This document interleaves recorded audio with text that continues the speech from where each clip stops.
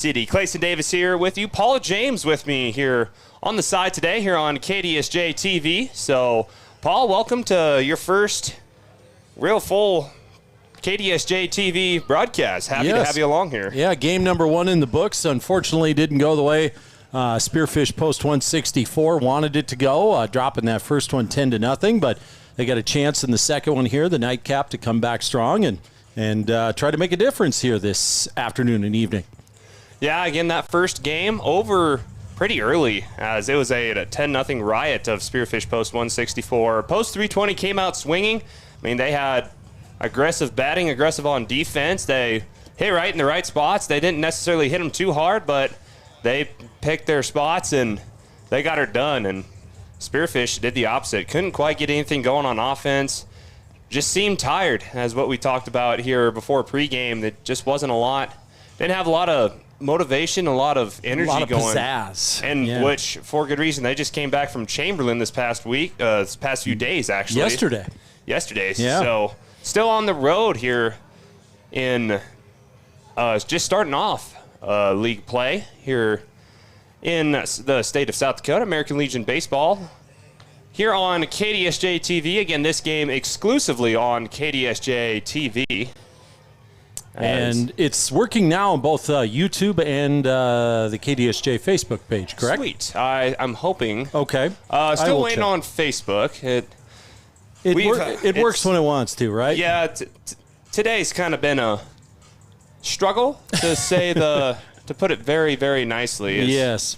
Having some equipment issues so far today, but hopefully getting some of that figured out and fixed here soon. Now we have some of our graphics, as yes, again, Post 164 out of Spearfish traveling down I-90 and take on the rival Post 320 Stars here at Pete Lien Field, as the umpires have come on to a home plate. So that means we will have the batting order brought to you by Dana Dental Arts coming up here soon, as this is the Jake's Collision Repair countdown to first pitch. We will come back and lay the foundation with Heisling Concrete to this matchup here after we come back from this 1-minute timeout here on KDSJ-TV. In a world of few guarantees, Jake's Collision Repair stands behind all of their work with a lifetime guarantee. Jake's Collision Repair uses only original parts made by your vehicle's manufacturer instead of lower quality aftermarket parts. Certified technicians work with the latest state-of-the-art equipment, and Jake's Collision Repair is preferred by most insurance companies and works with all of them. Jake's Collision Repair, 2416 Junction Avenue in Sturgis and 4415 East Colorado Boulevard in Spearfish. The anticipation is building, and Heinzerling Concrete is laying the foundation for tonight's matchup. Heinzerling Concrete pours on the pride in every driveway, foundation, sidewalk, and decorative stamp patio they do. Give them a call at 210-2320 for concrete that can't be beat. Heinzerling Concrete is proud to support all activities that help students build solid foundations for life. Is there a foundation in your future? Give Heinzerling Concrete and Spearfish a call at 210-2320. That's 210-2320. And back here at Pete Lien Field for the second game of this doubleheader between Post 164 of Spearfish and the Stars of Post 320 here in Rapid City. Again, looking at both teams so far on the season, as Spearfish coming into this doubleheader, they had a record of 12-16. Now they just dropped to 12-17 with that 0-10 loss versus the Stars here in Game 1, as they just got back from a 2-game series in Chamberlain, playing the two Sioux Falls teams. Dropped both of those contests, but they did play in pretty respectfully, didn't they, Paul? They did. Post 164 went with Cody Chapman in Game 1 yesterday. And like we were saying, unfortunately, Post 164 came up a little short in Game 1 against West. 9-5 was the final there. And then Post 164 played Sioux Falls East in the second game at Chamberlain yesterday. 4-3 they dropped that game there with Jack Branham pitching. So a very close game, a game that could have gone really either way. And Post 164 playing a couple Sioux Falls teams very, very tough there. But the next day, back on the road, a shorter trip here to Post 320. But Game 1 today came out a little bit flat. Yeah, and in that first game, like I said, they just kind of seemed tired, of course, driving over to Chamberlain then still having a trip back, and I don't know if these kids even went back to Spearfish last night. And I'm sure they did. Well, we passed the bus, remember? I guess, yeah, we did pass the bus, but like still just that quick turnaround to get back on the road. I mean, like I said, shorter trip, but still not as much rest as you would like. So exactly. And I was talking to one of the parents just now a little bit ago and said the heat in Chamberlain, again, just not used to it, not acclimated to it quite yet, as we haven't seen many hot games or warm games this year, but it was pretty warm in Chamberlain yesterday. So, yeah, they're coming off of, kind of being beaten down in that, and then you don't get very good sleep, and then you come back and you want to do well against a Post 320 team that's been struggling, but Post 164 were the ones struggling in game one here today.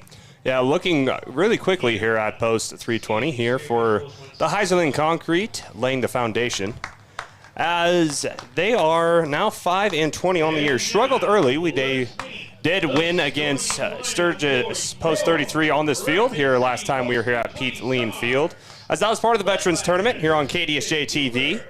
As again, they come into this contest 5-20, but did not look like a 5-20 team this last game that we watched here on KDSJ-TV. No, they were definitely very aggressive at the plate, very, very aggressive on the bases, trying to create some commotion with bunts, fake bunts, running guys, double steals as well. So Post 320, of course, is coming up big in that first game, 10-0 in a 10-run rule in 5 innings. So Post 164 looking to get back in the win column after this one, as they got to overcome some fatigue, some hot weather. The sun is still out and bright, as in that first game a few times they were on both teams losing the ball up in the sun. So looking to have both teams look to hopefully be able to have a little better fielding out there on the defense, with the sun coming down here in beautiful Rapid City here tonight. It was almost borderline hot when we first got here at about 4 o'clock today, and the sun is just still nice, bright, and will probably be setting here in a little bit, but not really much wind at all. No, and it's very nice out there. Yes, it's been a very beautiful day so far here in Rapid City. So it was just out there. The temperature has dropped a lot, so it's much cooler out there than it is in here where we're at. We're kind of cooped up a little bit, but here we go with the national anthem as well. So we will take a quick break and come back with the Dana Dental Arts batting order here on KDSJ-TV. The dentists and team at Dana Dental Arts in Spearfish are committed to providing you and your family with high-quality dental care. Hi, I'm Dr. Brad Dana from Dana Dental Arts. Technology and the latest in dental procedures are part of what our family can bring to yours. Make an appointment today and let us show you how our family would love to be your partner in dental health. In Spearfish, call 642-7727 now. Dana Dental Arts utilizes the latest procedures and most up-to-date technology. Dana Dental Arts, let our family care for yours. Vehicles today are complicated and expensive. The professionals at Junix Chrysler Jeep Dodge Ram in Spearfish are here to guide you through everything automotive. From cars, trucks, and SUVs to parts and repairs, Junix takes the confusion out of automobile ownership. Enjoy the ride with Junix Chrysler Jeep Dodge Ram. Family owned since 1931 on West Jackson in Spearfish.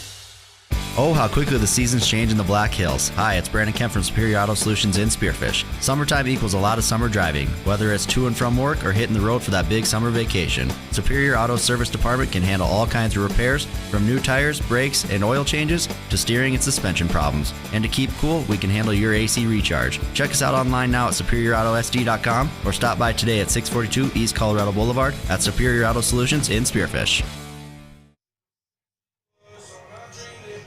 And we're back here at Pete Lien Field here in Rapid City for the second game of tonight's Game of the Week doubleheader here on KDSJ-TV, as we get to the game 2 of tonight's doubleheader.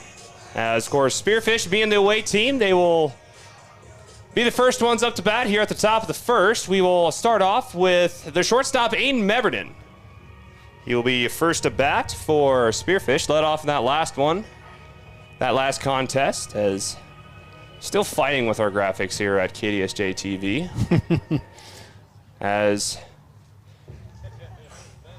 just nothing's ever too darn easy. I know that much for sure. Aiden Meverden in the last game, he did get a hit in 2 at-bats, post 164. Not seeing too many at-bats. Of course, not able to get many base hits, not able to turn that lineup over much, not able to get a lot going there. So Meverden only seeing a couple at-bats there. He got 1 hit in 2 at-bats. He got 1 of the 4 hits at Spearfish Post 164. All they were able to muster in game number 1 here today, again losing 10-0. And he will face number 5 on the mound for Post 320 Stars. Trying to pull up who that would be, as we did see him in the last game. But he is starting on the mound for Post 320. Might be Sailor. As that is Anderson Lockhart. Lockhart, okay. Lockhart will start on the mound for Post 320.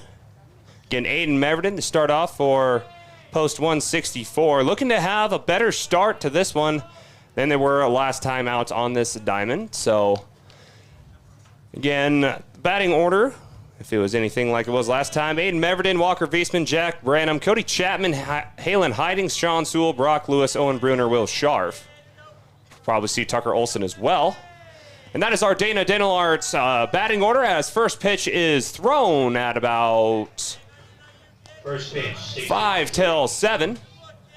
6:53 to be exact, so a little bit later in that. But anyway, first pitch thrown, and we'll start off with a 1-0 count for Aiden Meverden.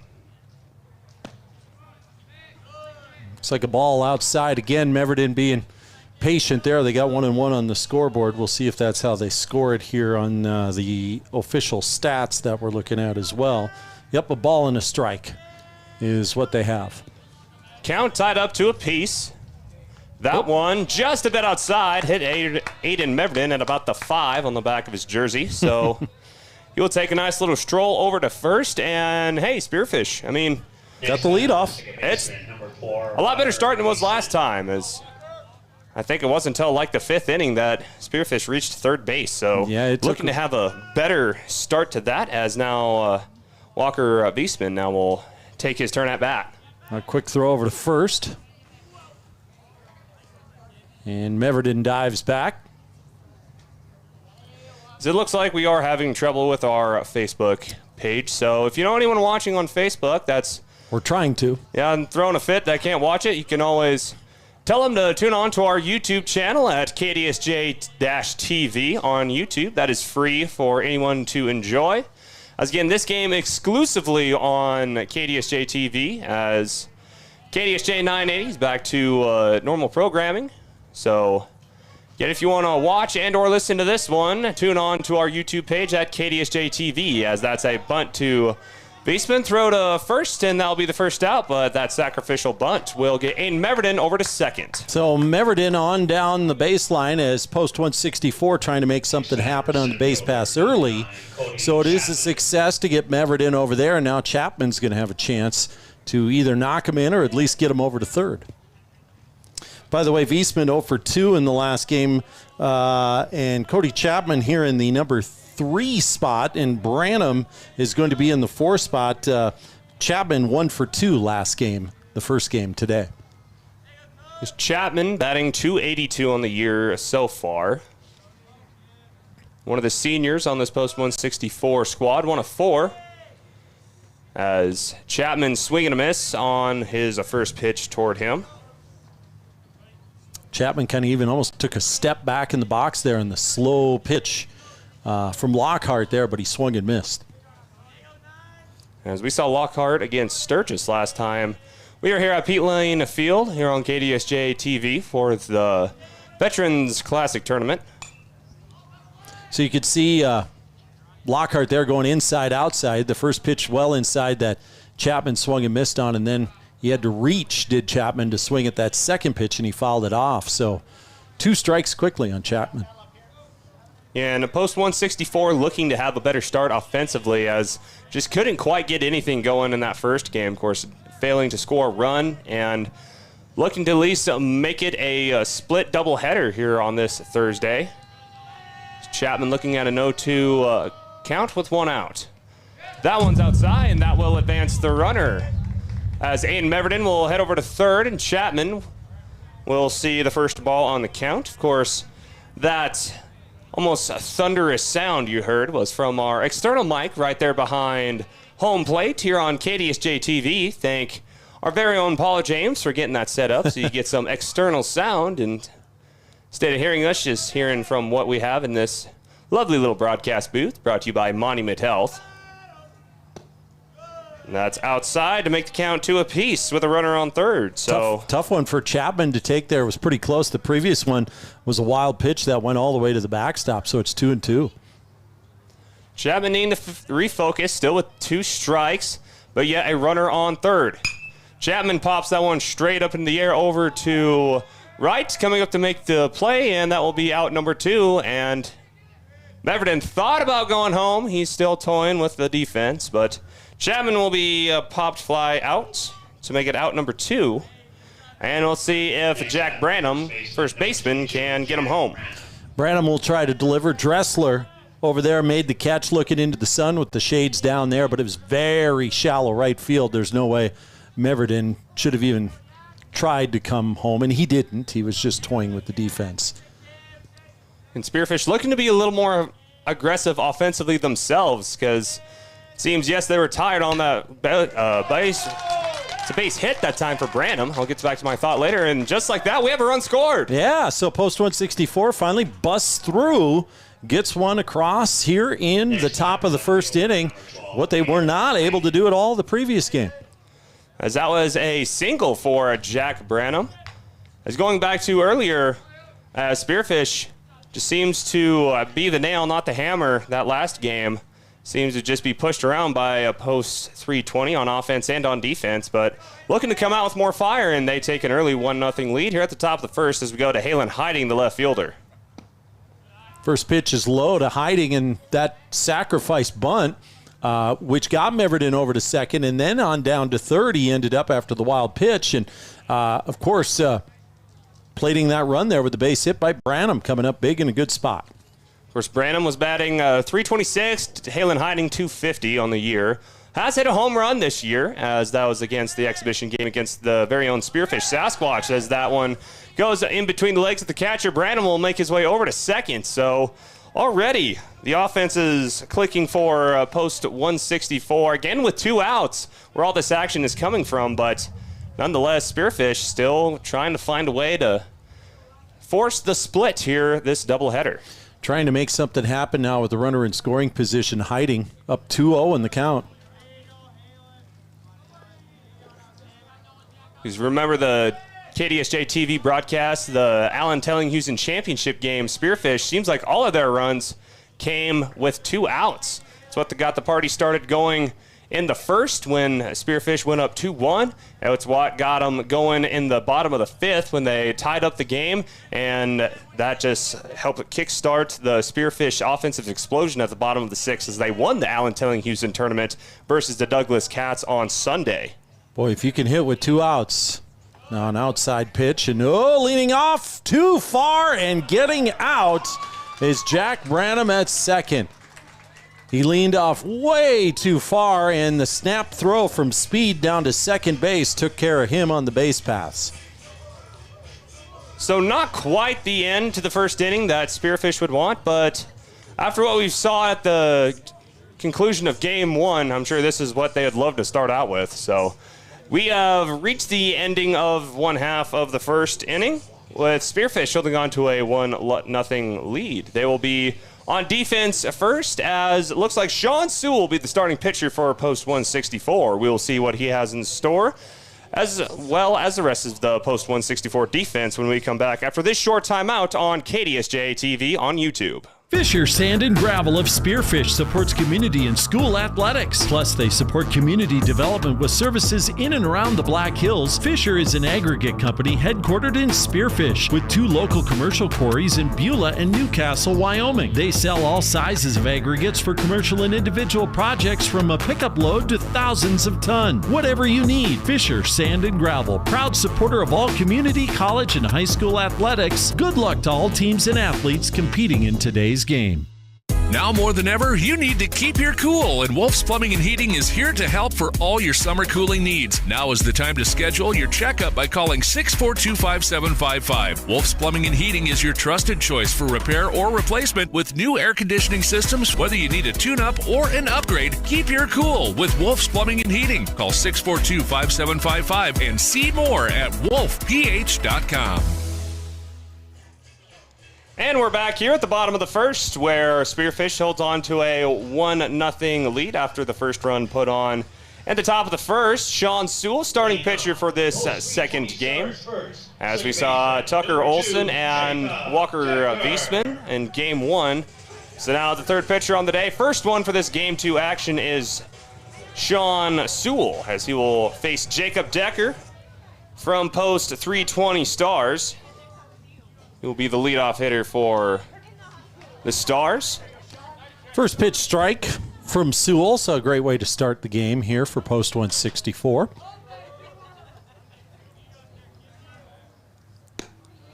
That one just outside to tie the count up at 1 apiece.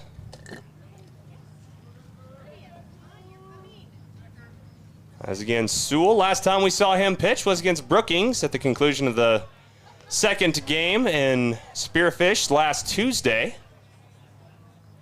As again, Sewell saw some action in the Telling-Houston tournament as well. Of course, 4 straight days of baseball, as that is strike number 2. Sewell back on the inside corner there to get the second strike. 2-2 count, trying to claim his first victim in Decker. Ooh, good try. Tried to go inside out again, just like his counterpart Lockhart on the other side, but just missed off the outside part of the plate. Full count pitch. That one is hit over to shortstop, where Meverden throw to first to Brandon, gets him out. Nice play by Meverden there. Got the nice bounce. Waited for the nice bounce. So now we will have Ian Feger up to bat. He hits that one clear out to right, where Will Scharf will look into the sun and claim get out number 2. Nice job by Scharf there. He had the shades down. He dropped that back foot back and took a run back a couple of steps and looked it right into his glove. As it traveled, gets out of the path of the sun, and he was able to haul that one in. So good play by Will. Now we go to Tegan Sales, the shortstop, wearing number 3 for post 320. Looking at 2 outs. No one has reached base yet here early in the first. First pitch from Sewell's a strike. Again, coming back with strikes, throwing strikes, not giving any free passes early on here. That one will be hit behind the foul line, as Coach Huber of post 320 failed to field that one. Yeah, he's looking at his hand, wondering where the hole was. Went right through it.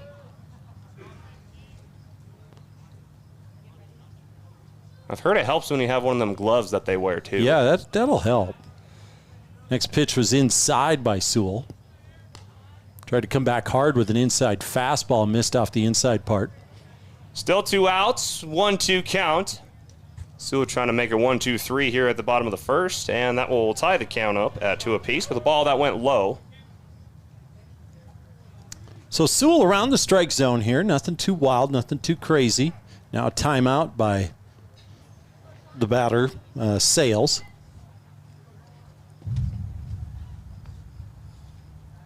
Two count, pitch, and that one's hit over to third, where can't quite make the catch is the third baseman, and that is base hit for Sales. It was a hard hit ball. Lewis stood in front of it and he blocked it, but it bobbled out of his glove and he just wasn't able to pick it up and control it quick enough to make the attempted throw over to first. I think you got to give a hit on that one. Hopefully they don't score an error, as Lewis got in front of a hard hit ball. So it is runner on first with 2 out now. Ben Dressler now to hit fourth in the batting order. Cleanup spot, and he hits that one over to shortstop. Toss over to second, and Meverden will get out Dressler at second. So that is a 1-2 with a hit over to first, and then an out over at second as Meverden gets on base and gets out the cleanup hitter in Dressler. So We have completed one full inning with Spearfish being on top by a score of 1-0. We'll see what their offense can do when we come back. As Lockhart comes out to the mound, you'll see what Post 320 can do on defense when we come back after this timeout on KDSJ-TV. Tools and the right equipment. You need it? Proline Equipment Rentals in Belfouche has it. Contractors with all the new home construction continuing. Proline should be your first stop. Lifts of all sizes, and if you need to get way up, there's telehandlers, even including a man basket for safety. Working around the yard? Proline Equipment has dump trailers of all sizes. Plus, they're sure to have one that works with most pickups. Skid steers, trenchers, mini excavators. Got those too. Call 723-7677 or stop by today off North Highway 85 in Belfouche. Proline Equipment Rentals. Visit ProlineEquipmentRentals.com. Goldust Casino invites you to try the new menu items now being offered at Maverick Steak and Cocktails. Watch the action as you dine inside the Goldust Casino with tables overlooking the gaming floor. Enjoy over 210 of the newest slot machines and table games in Deadwood. And use your club card for great discounts at the 2 hotels right in the middle of the action. Get reservations today by calling 5-559-1400 or visiting GoldustDeadwood.com.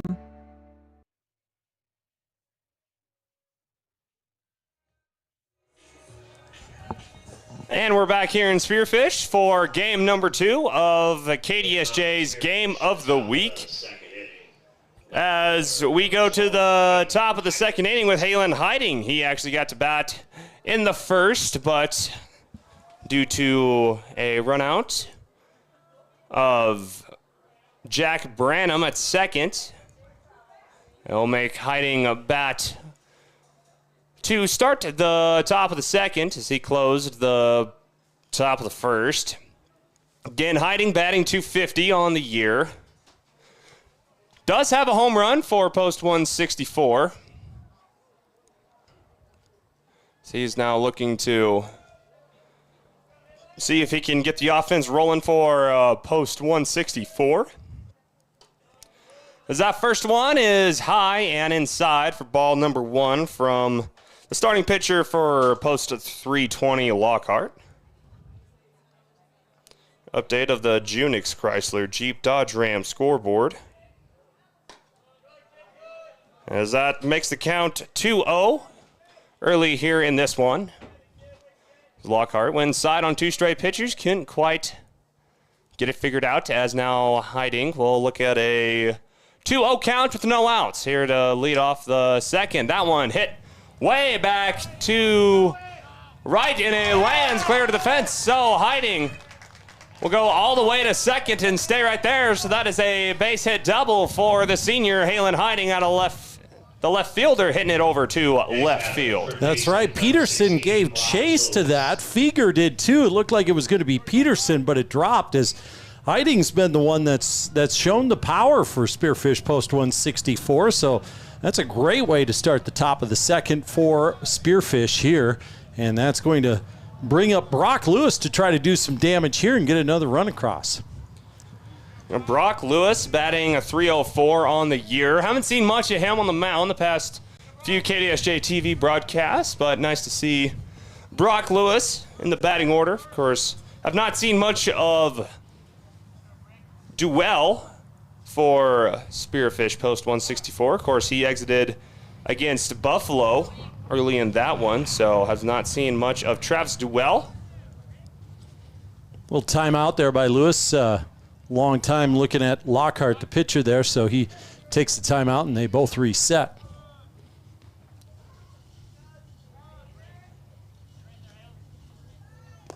As that one floated up across the top of the strike zone for ball number 1. Again, Hiding just had a double. So he now has a lead off from second as Lewis will face Lockhart with a 1-0 count with no outs.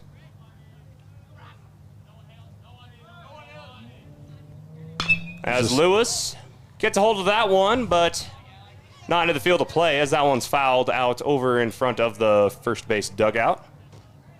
And, of course, Lewis, violent hard swing, pulled it down third base way, but just foul, so just a strike, a ball and a strike. So now with the 1-1 count with a runner on second and, again, no outs. Spearfish trying to get the offense rolling early as they were shut out in game 1, 0-10. As Lockhart looks at hiding, and now that one is hit up over to center. Will anyone be there to make the catch? Yes. Dressler comes over from right. He does a good job out there in right. He's been staring into the sun. Of course, it's not his first time playing at this field, so he knows what he's in for each and every day, especially every evening as the sun sets here. So staring right off in that direction. With those shades down, he's able to run down a fly ball that just hung up a little too long for Lewis. Yeah, now we'll head to Sean Sewell, starting pitcher for Post 164 in this second game. Sewell batting .210 on the year so far, and will be his first at-bat.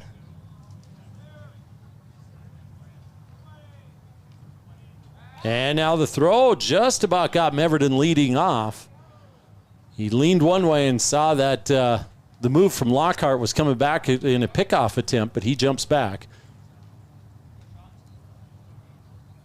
Again with another big lead off from second, so Spearfish trying to be the aggressor on offense this go-round. So Lockhart checks second, now throws to Sewell, which is too far inside. At the top inside corner, couldn't quite get it in, and now that looks at a 1-0 count for Sewell. Meverden takes his lead again. His second baseman's right behind him, so he can't get too far off. Lockhart looking back. Again, tried high and inside, and Sewell ducks. Didn't want to take one to the side of the face, so now he'll look at a 2-0 count. Again, with hiding there on second, giving Lockhart some to think about. Of course, when you're a pitcher, you got to turn your head all the way around, then whip it back and refocus on the batter. Outside, got away from the catcher. Ooh, Meverden didn't quite read that. Hiding. Excuse me, hiding. Staying there on second. I apologize. Yes, hiding didn't read that well as it came off the glove of the catcher. Could have probably gotten third out of that. Instead, it's 3-0 to Sewell.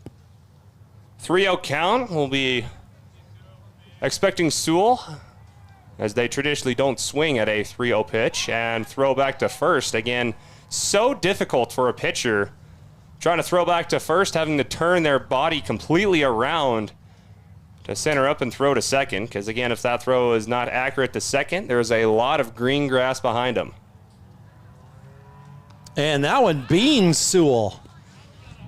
So Sewell looked at 3 balls, and then, of course, on the 4th ball, he had to get hit by it. I suppose he thought, well, if I'm going to look at that many pitches, he might as well hit me on the first one.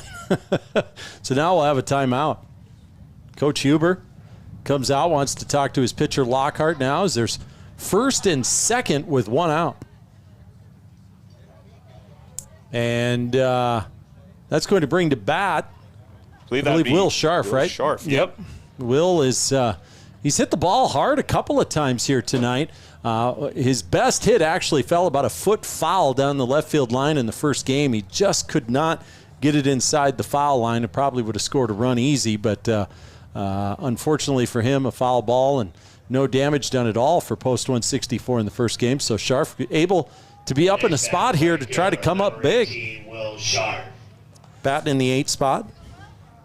Will Scharf was our Superior performer of that Allen Tillinghusen championship game. As he was 2 for 3, scored 2 runs.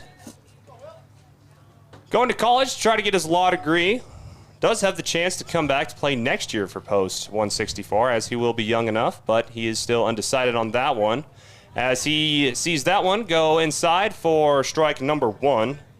Still with 1 out, but a runner on second and a runner on first, as that is Hiding and Sewell. And still just with 1 out.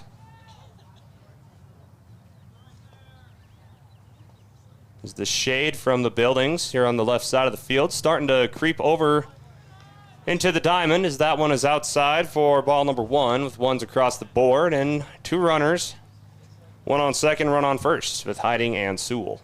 Get interesting with shadows here from the pitching mound to the home plate to see when that ball passes through some of those shadows here in a little while.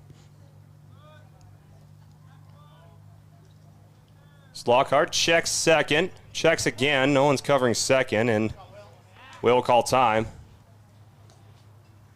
Lockhart not afraid to take his time on the mound there.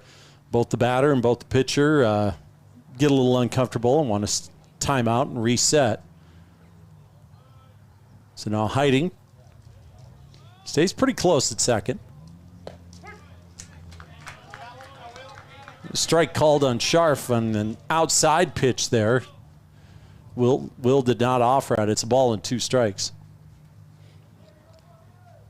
Hiding with a pretty big lead off from second. Then Scharf looking at a 1-2 count with 1 out.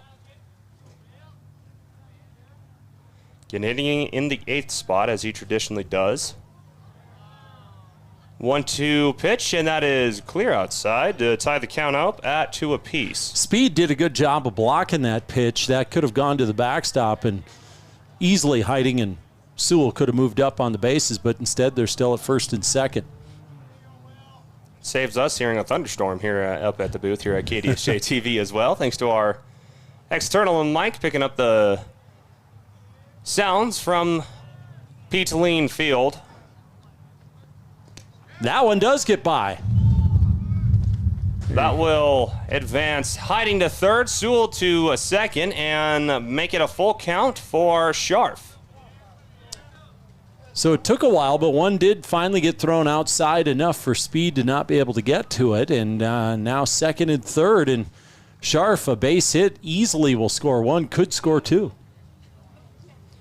Scharf has proven to get a hold of 1 before. Again, he was about 7 feet away in that first game from having a pretty good base hit down left field. And now here's the full count pitch, and that is swing and a miss for the senior Will Scharf. So Scharf goes down out number 2, and that's going to bring up number 9 in the order Owen Bruner. Catcher, number 6, Owen Bruner. Bruner, the catcher for post 164. Batting 169 on the year so far.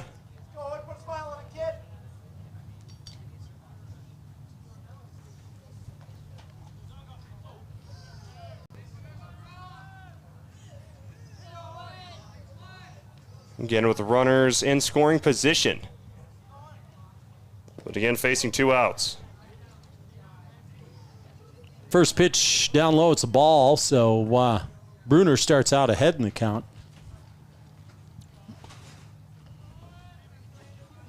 Had a sacrificial bunt in the championship game on Sunday at the bottom of the 6th to load the bases for Will Scharf to have an RBI double to blow that one open. Now Bruner swings and misses at the next pitch.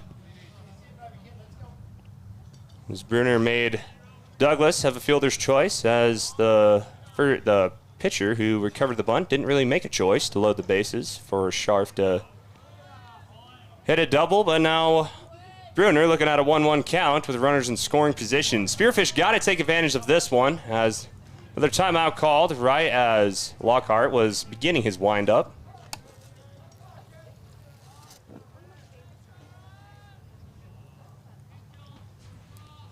So post 164 being the aggressors so far in this ball game.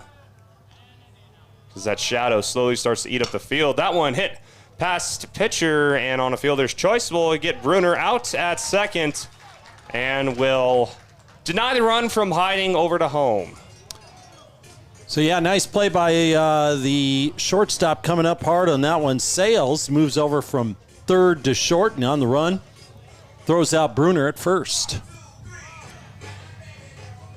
Well, we have finished 1.5 innings here at Pete Lien Field here in Rapid City, as we will head to the bottom of the 2nd with the post 320 Stars up to bat next when we come back here on KDSJ-TV on YouTube.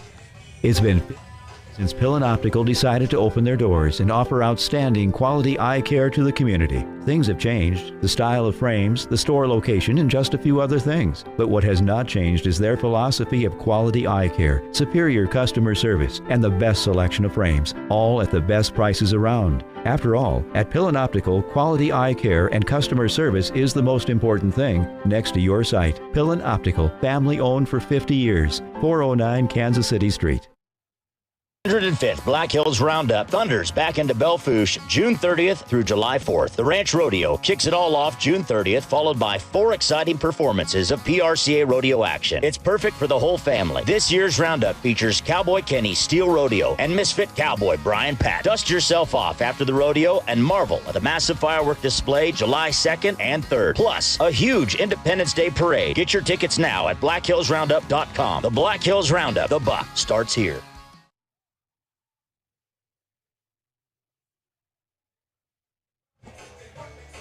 And back here with the bottom of the second here on KDSJ-TV's Game of the Week, as Tyson Heitzman is getting ready to bat for Post 320. Next, on the 17th, they'll play back here against Sturgis Post 33, and then they'll play the Dickinson Rough Riders as well.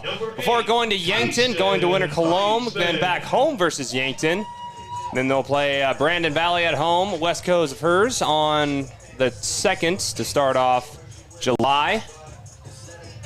So that is what's next for Post 320, as again Tyson Heitzman looks to lead off the bottom of the second for Post 320. And first pitch from Sewell's a little high there as Sean Sewell begins his second inning of work here. So only thrown 14 pitches. As Heitzman has been proven to launch one back across the back fence, as during our Veterans Tourney Classic here on KDSJ-TV against Sturgis Post 33 Titans, as that one hits over to center field. Chapman trying to play free safety, and it's back up against the wall for trying to make it a triple for Heitzman, and looks like Heiding can't get it over there to third, so that is a triple for Tyson Heitzman. Yeah, Heitzman sent it to the deepest part of the park. It's 415 feet out there, and it dropped probably about 390 feet out in left center field as Chapman hit Meverden into the cutoff there, and then by the time Meverden turned to throw, Heitzman was already sliding into third. Again, Heitzman has been proven to hit one past that wall. The deepest part of the field is right in between second and third base, not traditionally right behind second, so it hit right at the deepest spot of the field, as now Jet Peterson will hit one over to left. Yeah, he doesn't hit it very hard, but he hit it again in the right spot over Meverden at short and in front of Heiding in left, so that scores the runner, Heitzman, from third easily, and that's going to tie up the game at one apiece. Williamson. As that was the story for Post 320 in the first one. Didn't have to hit him that overly hard, but just hit him right in the correct spots, as that one landed right in front of Heiding to tie this one up at one apiece here at the bottom of the second. Update here, the Junix Chrysler Jeep Dodge Ram scoreboard. That one's popped up over to center, splitting left and right, and looks like Will Scharf there to make the play for Post 164 on the defense, getting the first out. A nice job by Christian Cruin. Scharf to drift over to his right and look back towards the setting sun to make the catch out there for the out. It's the first out of the inning. We'll see Christian Cruin now. Player number 18. First action we'll see of him today. As a pickoff attempt from Sewell over to Jack Branham, sitting there at first. Another one. That one a little bit closer, but still safe. See if Spearfish can get a pickoff attempt here as well. Just one out and one run scored. Now foul. So that one lands in the parking lot. Someone might have to pay a visit to Jake's Collision Repair of Sturgis and Spearfish And Jake's Collision Repair giving us our countdown to first pitch. Now a little high from Sewell. One's across the board for 1-8 and white and red with a runner on first. Again, Post 320 star scoring a run here at the bottom of the second. Well, foul ball up towards third. Coach Huber knows better not to try at that one. A little bit too hard. Tied up at 1, ball and 2 strikes, 1 out, runner on first. Sewell trying to make a big pitch here. Checks first, not as big as leadoff. Now that is swing and a miss, and strike number 2 for Sean Sewell. Strike 3, out number 2. Yeah. So nice job by Sewell out there. Came up with a big pitch and a big out. And that is going to bring up Speed, the catcher. See if Maxon Speed can pull a fast one past Sewell. Nice job there. Throw over to first as Sewell's paying more attention to the runners here. Trying to work something and maybe get a cheap out there. It's a fair ball. As that one is hit right down the line. As now to throw over to third is blocked there by the runner, but that is a double for Max Speed. It is. It keeps the runner at third, though. Fortunately for Sewell and the rest of the Post 164 Spearfish team, that hit right down the line. And Post 164 now. And Sean Sewell trying to come up with some good pitches here as runners are on second and third. There's been 1 run that scored this inning thus far, but Post 164 would love to get out of this one here and keep it tied. Back at the top of the hitting order, Jacob Decker. He will lean out of the way for ball number 1 of this count as his second go-round versus Sean Sewell on the mound. Again with the runners on second and third, 2 in scoring position, and Sewell already allowing a run this inning.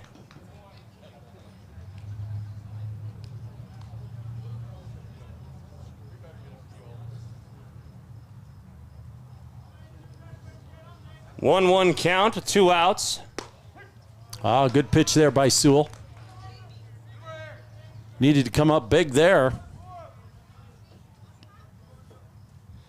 Peterson thought about running home, and that is swing and a miss. Sewell gets him out of there. Wow, great pitch by Sewell. Came in low. Decker pitched or swung over it, I should say, and Post 164 gets out of a jam there. They do give up 1, but could have been way worse. Checking out that one on the KDSJ-TV replay.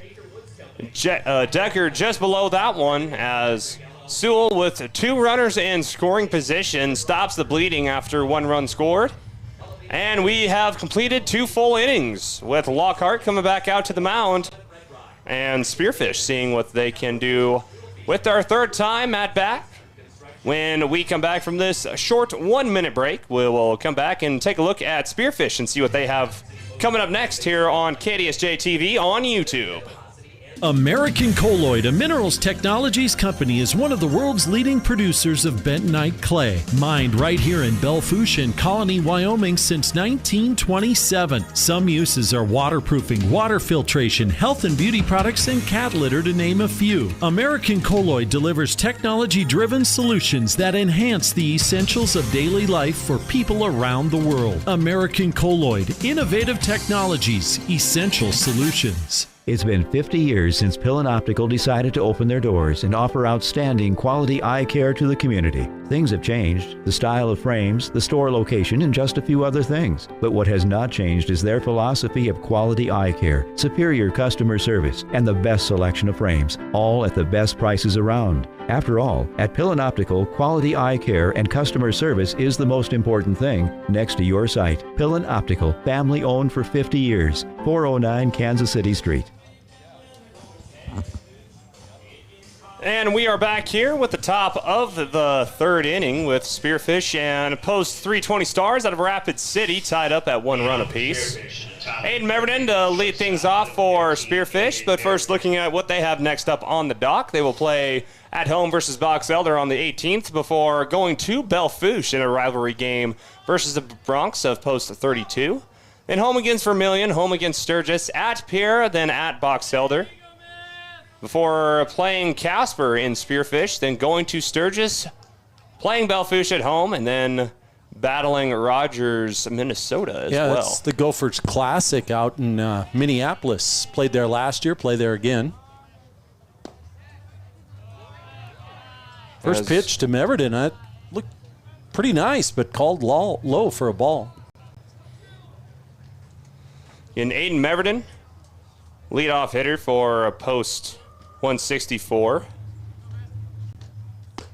And that one high. So quickly up 2-0 is Meverden. And you see the big shadow coming in on the left side of the infield, the practice facility off to the left of Pete Lien Memorial Field here, creating the shadow as the sun sets. Oh, called a strike, an inside strike on Meverden there. Good look at that one on our side camera view as that one right down the middle of the strike zone.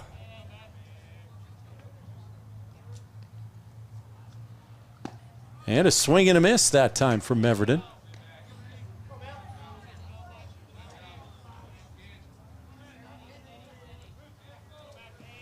Two-two count.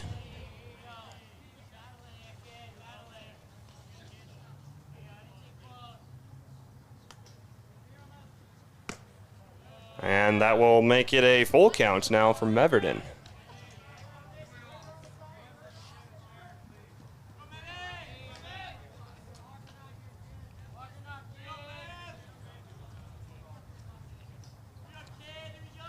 Here's the full count pitch for Meverden, and he will now take a stroll over to first base.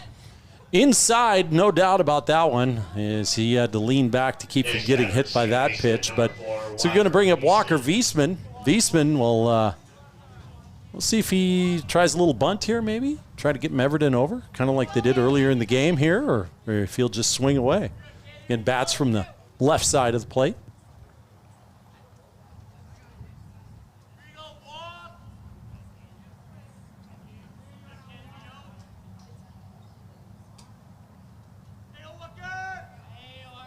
Lockhart takes a long time. That one is low. Good job for Speed to catch that one. Keep it in front. Don't want to advance Meverden over to second. Just kind of a battle of who wants to be more patient here. Lockhart has shown he is in no hurry.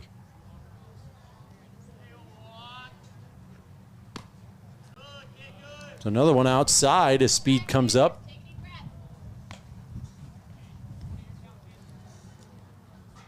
Now Lockhart in no hurry at all. Well, Post 164 and Post 320 tied at one apiece. A vastly different game in this game than it was the first game, at least at this point. And Spearfish came out with a little more fire underneath themselves as Wiesman will swing and a miss at that one. Makes it the first strike.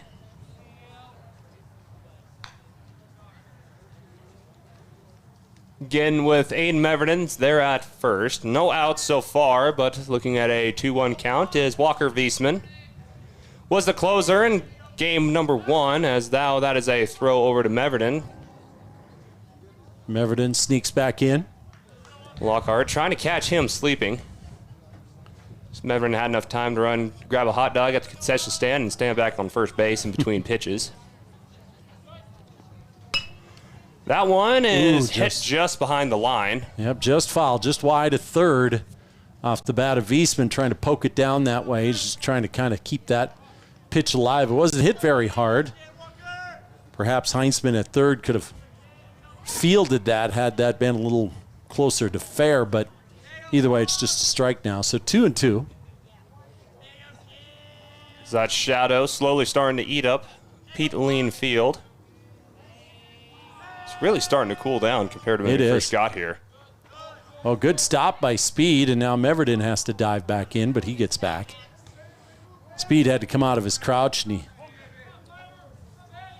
blocked that pitch from going to the backstop. So now full count again. Nobody out.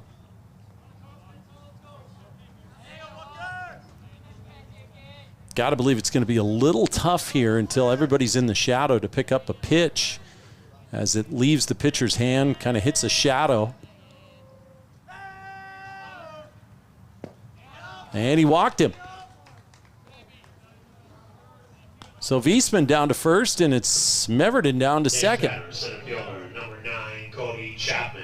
So 4 scores, and 10 minutes later, Cody Chapman on to hit his second, hopefully have his second turn at bat, as now we will have the congregation at center mound. Coach Huber will talk with Lockhart and crew. Looks like it's going to be a pitching change as he's got the baseball out of Lockhart's hands. So Lockhart comes off the mound. He is done on the night. I think I see number 2 that walked over to the center mound. I believe that's Decker. We'll see if it is Decker throwing. So he'll take his warm-up pitches as the 2 runners on base for post 164 are Lockhart's responsibility in terms of scoring and what runs may or may not be given up. But runners at first and second, nobody out, and a pitching change. That is number 4 Your attention, please. Now pitching for the Post 320 stars. Post 320. Right-hander number 4, Colton Melhoff. Colton Melhoff. Yep. Number 4, he will come out and in relief of Lockhart. So he'll have his warm-up pitches with max speed as the 2 runners and Chapman meet over with Coach Parker Laux over there at third base, as we will take a quick 30-second timeout while we wait for Post 320 to get warmed up and ready to go. In a world of few guarantees, Jake's Collision Repair stands behind all of their work with a lifetime guarantee. Jake's Collision Repair uses only original parts made by your vehicle's manufacturer instead of lower quality aftermarket parts. Certified technicians work with the latest state-of-the-art equipment, and Jake's Collision Repair is preferred by most insurance companies and works with all of them. Jake's Collision Repair, 2416 Junction Avenue in Sturgis and 4415 East Colorado Boulevard in Spearfish. And after that quick timeout, hearing from our friends at Jake's Collision Repair in Spearfish and Sturgis. Can take a look at the standings in South Dakota American Legion baseball here.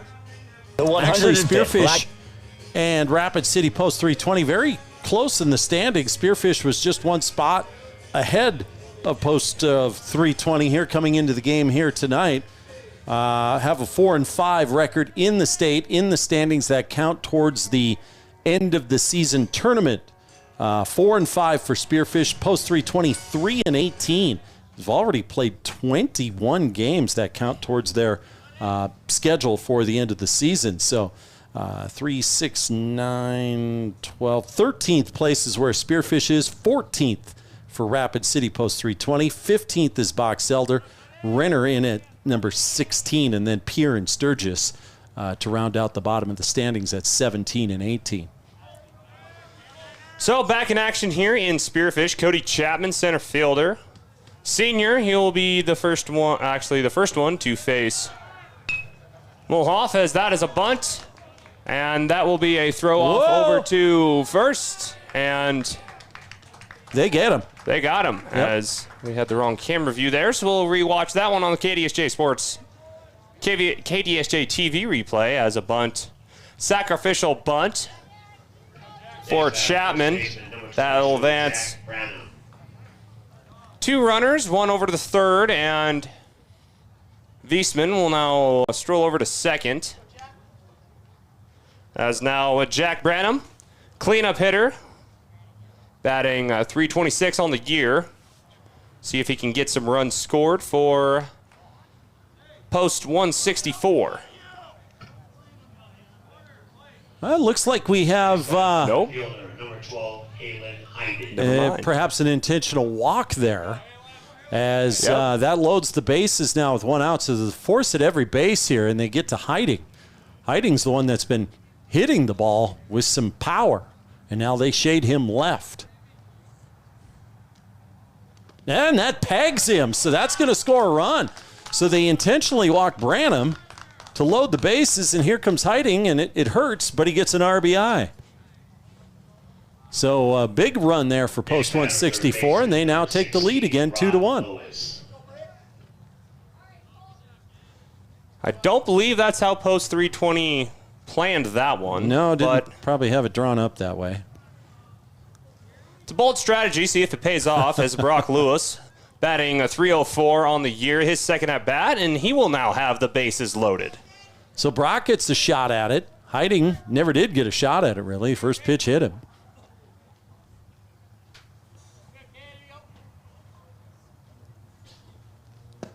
First pitch inside corner is taken for a strike. Again, just with 1 out. Again, bases loaded as they intentionally walked Branham to first field of bases, and then Hiding struck in the leg by a pitch.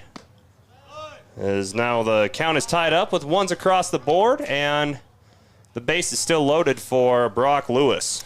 Lewis took a fairly close pitch there, but let it sail by for a high ball. A little bit too out of the strike zone there. Now way outside. He tried throwing inside out again and was more out than it was in. So 2-1 count with 1 out, and again, bases loaded. Spearfish has seen this before. The bases loaded with 1 out. Ooh, nice pitch. It was a really good pitch. That started inside, so Lewis didn't react to it really very quickly as Melhoff was able to curve that one back in across the plate for strike 2. 2-2. If you're 320, you'd be lucky to get a strikeout here. You'd want to get a strikeout here. Same pitch, but Lewis ready. Dropped there right in front of the left field, and that will get Walker Wiesman home for run number 2 scored at the top of the third for Post 164. Almost a carbon copy pitch. He threw another curveball that curved in right over the heart of the plate, and Lewis was ready for that one. He swung hard at that one, lined it into left field. In fact, he hit it probably too hard. It was too hard for the runner from third, Branham, to score. So they did get 1 run across on that one. It's 3-1 Post 164. And just like that, the bases are loaded again for Sean Sewell. As Melhoff working that inside part of the plate, he's starting with the big, kind of almost sidearm action as he swings it in on the inside part of the plate. So we'll see where Sewell looks for this next pitch and if he's right.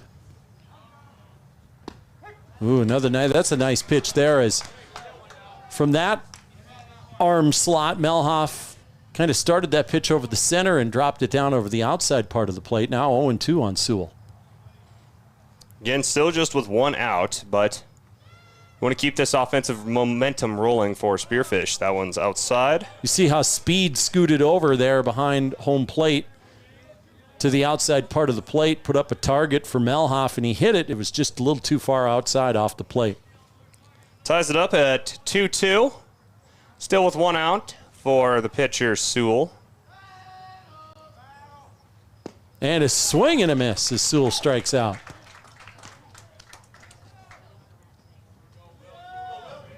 So that'll bring us to the senior Will Scharf, who knows something about hitting the baseball when the bases are loaded. Be a huge hit, a big one here for Scharf if he can come through. In batting 177 on the year. First time facing this new pitcher. Again, with the bases are loaded for Scharf. Kind of an excuse me swing there. He kind of checked his swing, but it tapped out the handle foul.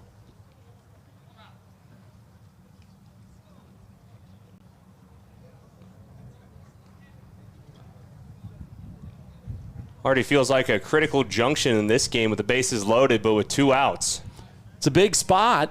It can break things open for Post 164 a little bit if they are able to sneak across another run or two. They're already up 3-1 here in this inning, having struck back twice.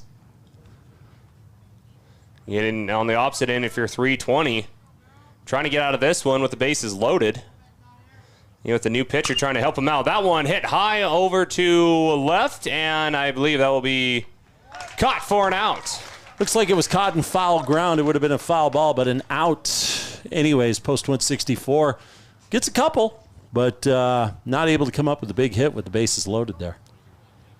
As they put 2 runs on here at the top of the third. We'll see what they can do on defense, as Sewell and company will head back out on defense.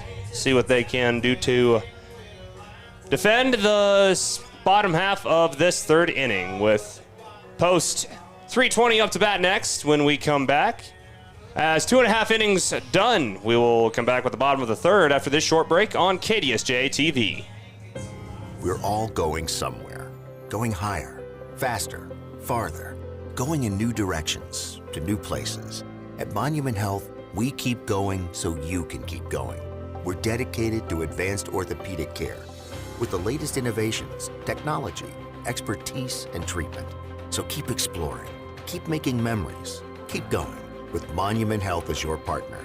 Learn more at monument.health/orthopedics. Vehicles today are complicated and expensive.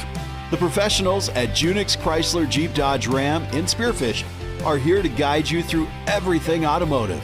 From cars, trucks, and SUVs to parts and repairs, Junix takes the confusion out of automobile ownership.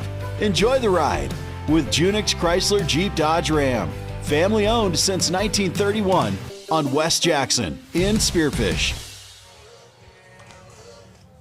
And just on time after that commercial break, the music stops here at Pete Lien Field, and we will get things started with number 23 up to bat for Post 320. Leading off in the Post 320 third, left fielder, number 23, Ian Fieger.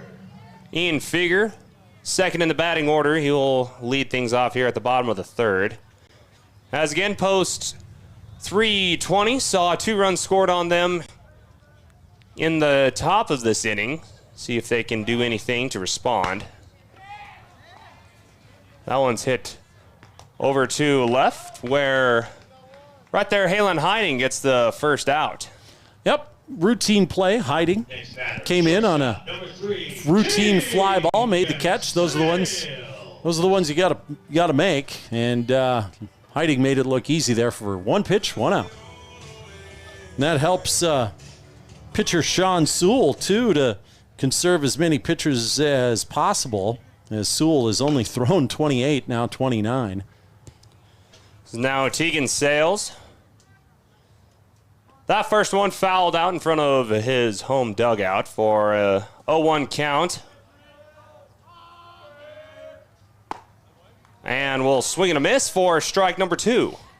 Shadows all the way across the infield here now, probably a little bit easier on the hitters. Easier to pick up the ball coming into home plate. Ooh, a little bit high and inside. Sewell coming back strong. Ball and 2 strikes now.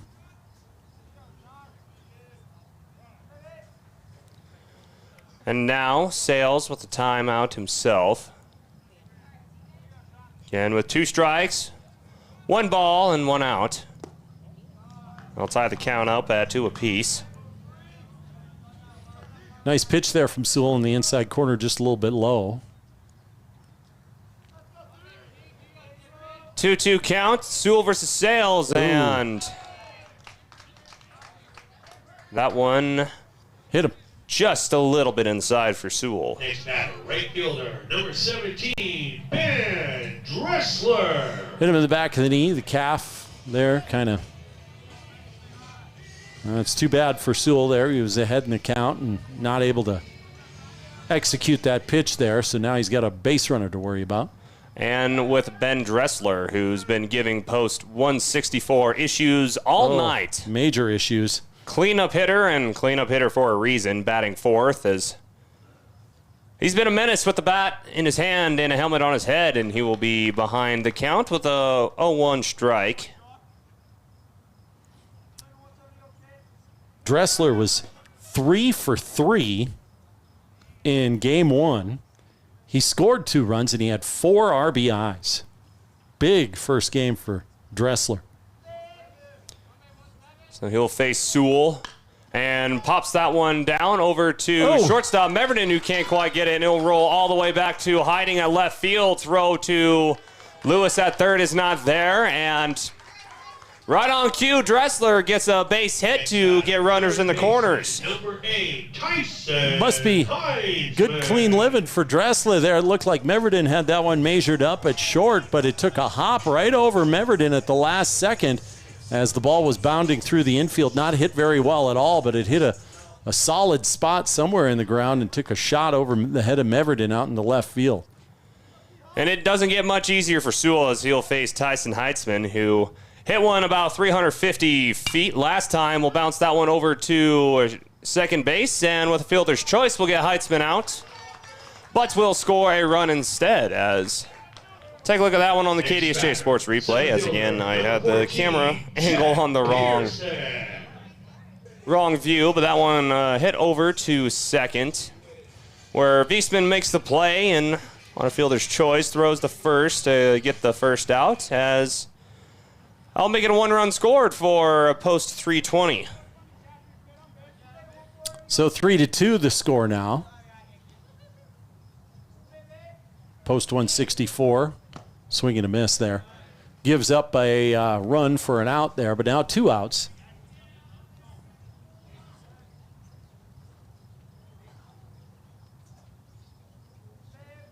Peterson with the chance here.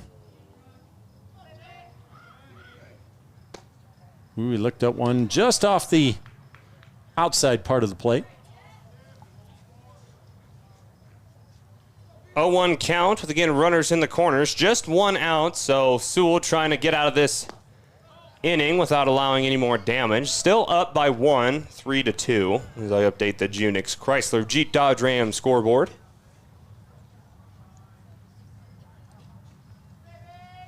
Two-one count. Checked his swing there, and he almost got Dressler leading off. A little too far from second as Bruner ran down the pitch.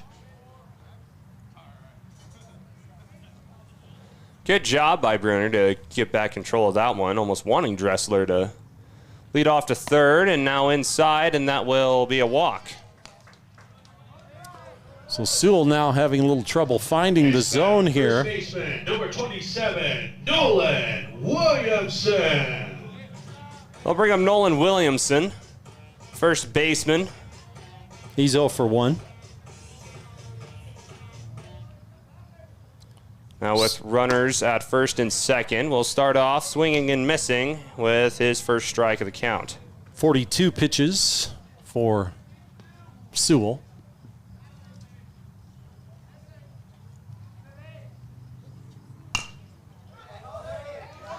That one splits between everyone from Spearfish, and that will be a RBI single for Williamson, and that will get Dressler home to tie this one up at 3 apiece. Little seeing eye single right up the middle. Meverden came over.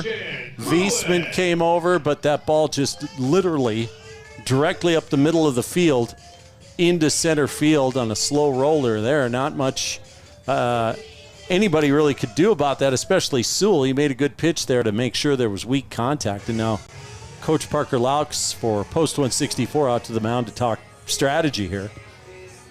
As Post 320 Stars doing what they intended to do here at the bottom of the third. As Post 164 put 2 runs on the Stars at the top of this inning.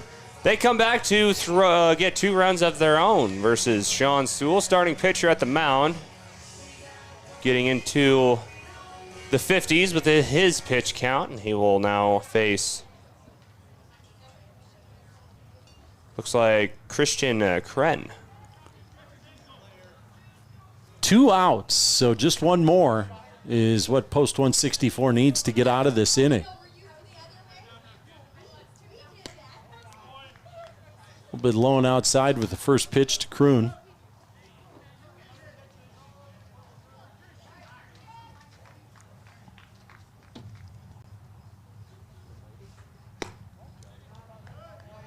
Couple missing on the outside part of the plate, so quickly 2-0. The last one is a carbon copy of the first pitch. That one low as well, so now 3-0, and you can see the body language from Sewell kind of wanted that one. See if Kroon even swings at this one, facing a 3-0 count. He doesn't. And called strike. Have his first strike, as traditionally don't swing at a 3-0 count, but makes you go to work at 3-1. And that one hit over to left, as that will be an RBI single, trying to make it an RBI double.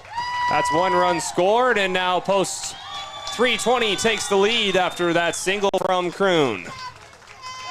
Yeah, big hit, big double.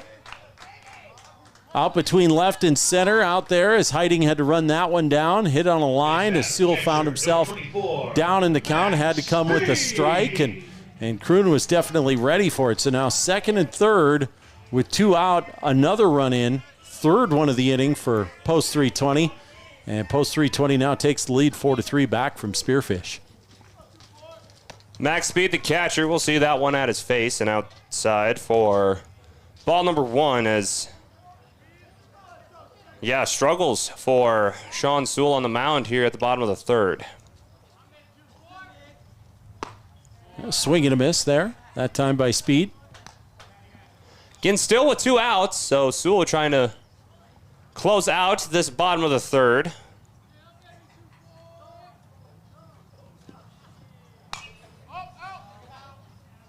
Foul out of play.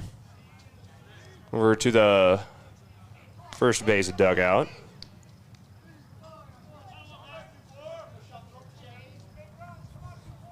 So now facing a 1-2 count, and Sewell a chance to get out of this inning.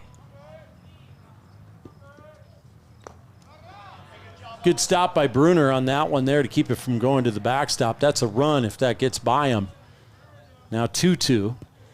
As Williamson stomping his feet at third, trying to get Sewell's attention. Throw him off the mark, and trying to load the bases for Post 320. And a swing and a miss by Speed. Sewell gets out of the inning.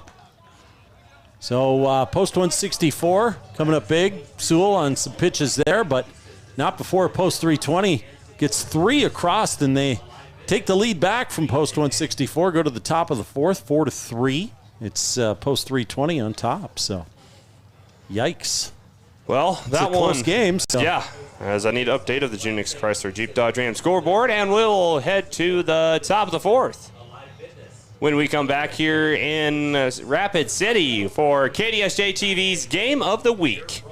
Here in Rapid City, we'll be back with the top of the fourth when we come back after this short break on KDSJ-TV.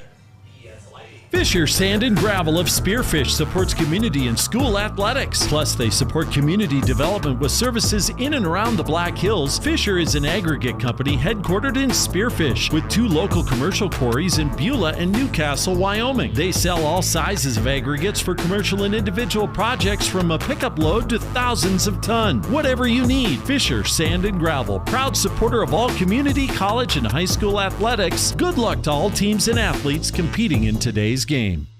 Now more than ever, you need to keep your cool, and Wolf's Plumbing and Heating is here to help for all your summer cooling needs. Now is the time to schedule your checkup by calling 642-5755. Wolf's Plumbing and Heating is your trusted choice for repair or replacement with new air conditioning systems. Whether you need a tune-up or an upgrade, keep your cool with Wolf's Plumbing and Heating. Call 642-5755 and see more at wolfph.com.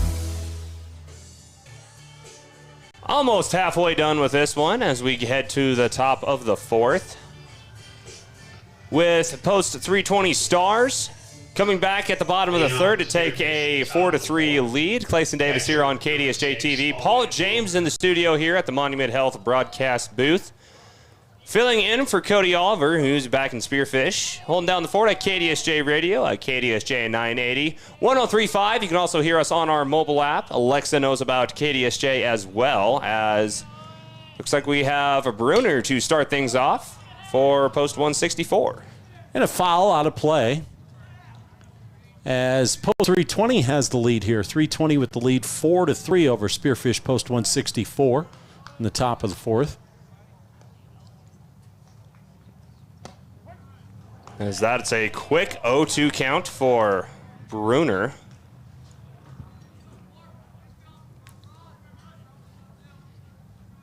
So they got 1-1 on the board. We'll see. I don't think that's right. Oh, and that one hits Bruner. Doesn't matter. He's going to first. And he felt that one. Yeah, right in the hip. Doesn't always feel the best. No, the consolation, hey, you're on base, man. You could be the guy who ties the game up. So, yeah, you walk it off a little bit, try to get rid of that, and it's those bumps and bruises that come with the game.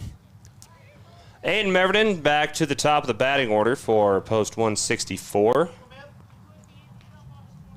They'll pick up some signs from Parker Laux down at third. We'll see what they choose to do here, top of the lineup.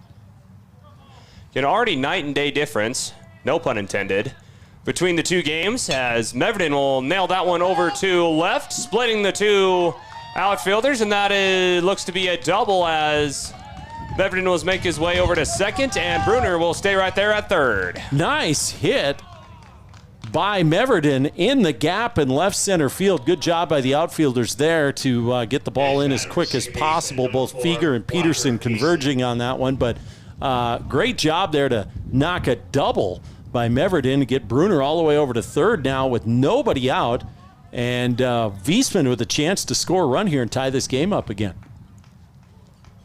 Walker Wiesman, .455 average for Post 164.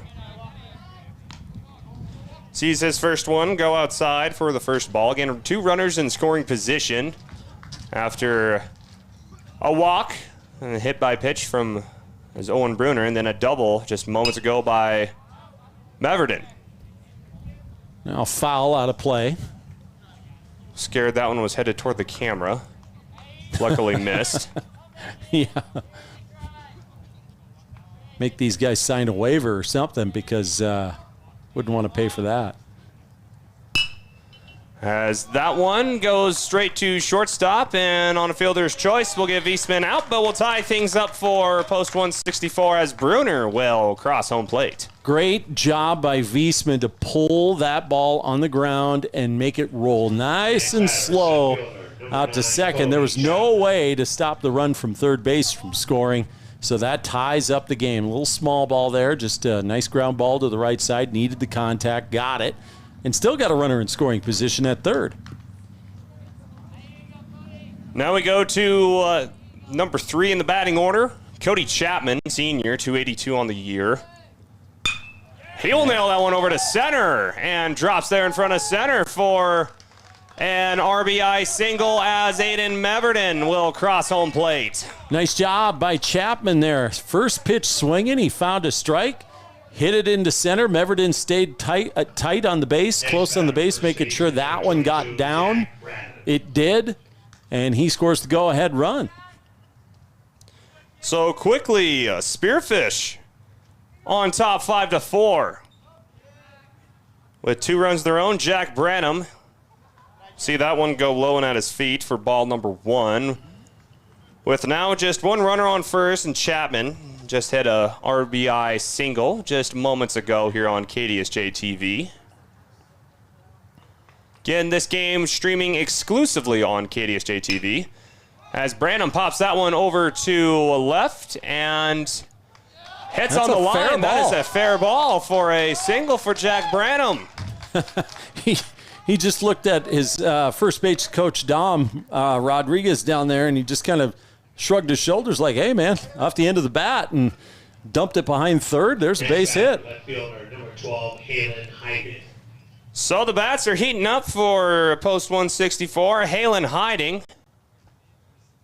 scored the first, who allowed to get the first run scored for Post 164 just inning ago when he was hit by pitch with the bases loaded. See if he'll get the swing at this one with a runner on second and a runner on first. Ooh, strike. Sure, Hiding thinking back to that one that pegged him where he didn't get a chance, but now he's got to settle back in. He's got a strike on him now. Again, 1 out. Runners on first and second. A little bit of a lead off for Chapman. And he swung hard at that one and didn't quite get a hold of it for now 0-2 count for Hiding. Came in high and he took a hack at it. Big Daddy hack. Hiding, the senior, not afraid to get a hold of one. Batting fifth in the order, now staring at an 0-2 count. Oh, strike 3 on the inside corner. Hiding opted to let that one go as it started inside, but gave a little curve there at the end to get him watching that one. So 2 out. Now Lewis, he came up big his last at bat. Batting .304, again 2 runners on base, 1 in scoring position with Chapman at second. So we can get one more across home plate for post 164 here at the top of the 4th. Nailed straight back to center and not having to go too far as the center fielder will catch Brock Lewis out, and Spearfish will leave 2 runners stranded, but not before taking a 5-4 lead here at the top of the 4th. So post 164, yep, gets a couple runs after they gave up 3. So back and forth we go. Nobody really able to shut the other team out, but both teams responding, delivering a blow here and there. And now who's next? Is post 164 going to be able to keep them off home plate, or are they going to give up another couple runs? We'll see. This game has been monkey see, monkey do offensively and defensively. 1 run scored, 1 run scored back, 2 runs scored, 2 runs scored back. Spearfish just got done scoring a few of their own. We'll see if post 320 can respond. When we come back, as we're halfway done with this one, post 320 up bat next here on KDSJ-TV on YouTube. Oh, how quickly the seasons change in the Black Hills. Hi, it's Brandon Kemp from Superior Auto Solutions in Spearfish. Summertime equals a lot of summer driving, whether it's to and from work or hitting the road for that big summer vacation. Superior Auto Service Department can handle all kinds of repairs, from new tires, brakes, and oil changes to steering and suspension problems. And to keep cool, we can handle your AC recharge. Check us out online now at superiораutosd.com or stop by today at 642 East Colorado Boulevard at Superior Auto Solutions in Spearfish. The anticipation is building, and Heinzerling Concrete is laying the foundation for tonight's matchup. Heinzerling Concrete pours on the pride in every driveway, foundation, sidewalk, and decorative stamp patio they do. Give them a call at 210-2320 for concrete that can't be beat. Heinzerling Concrete is proud to support all activities that help students build solid foundations for life. Is there a foundation in your future? Give Heinzerling Concrete and Spearfish a call at 210-2320. That's 210-2320. Jacob Decker will get the party started here at the bottom of the 4th for post 320 Stars of Rapid City. Clayson Davis, Paul James here with KDSJ-TV. Thank Paul James from our sister station Eagle Country for coming in and assisting me here on KDSJ's Game of the Week, and Game 2 exclusively streaming on KDSJ-TV, as that is a quick 1-1 count for Decker. It's pitch number 51 by Sewell there. Sewell's been the workhorse for post 164 on the mound. Got into a little bit of trouble last inning, still out there on the mound. Parker Laux will, head coach for post 164, trust him to stay out there. Now 3-1 here as Sewell's got to come up with a pitch here.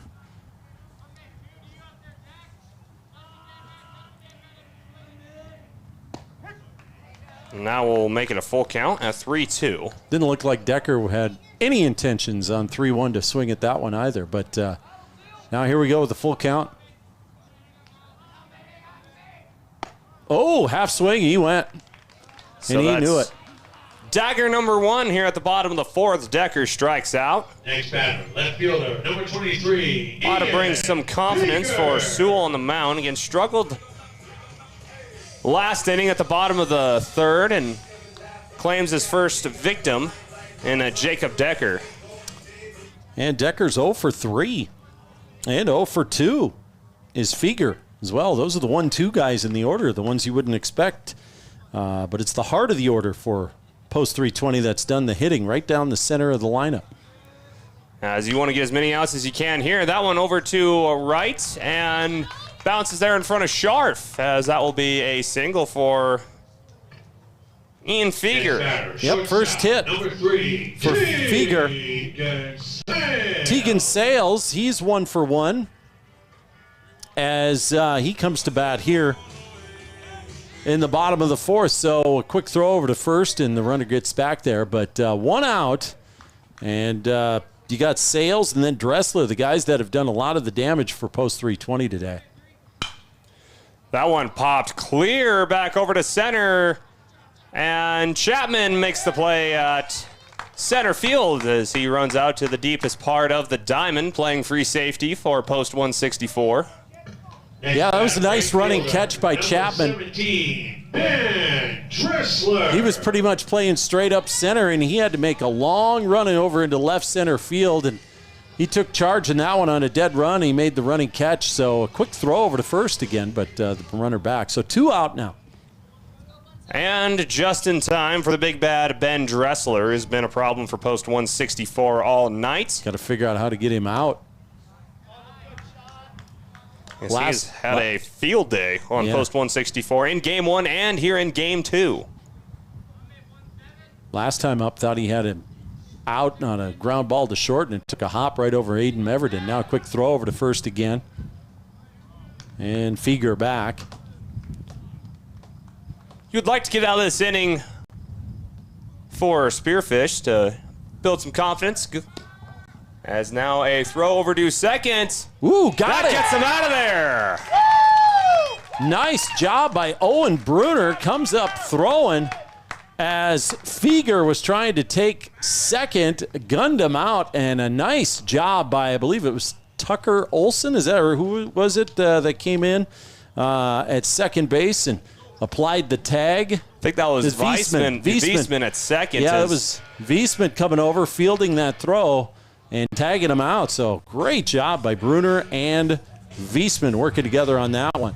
Saw that one on the KDSJ Sports replay. As here in American Legion Baseball, that's one of the hardest throws to make as a catcher.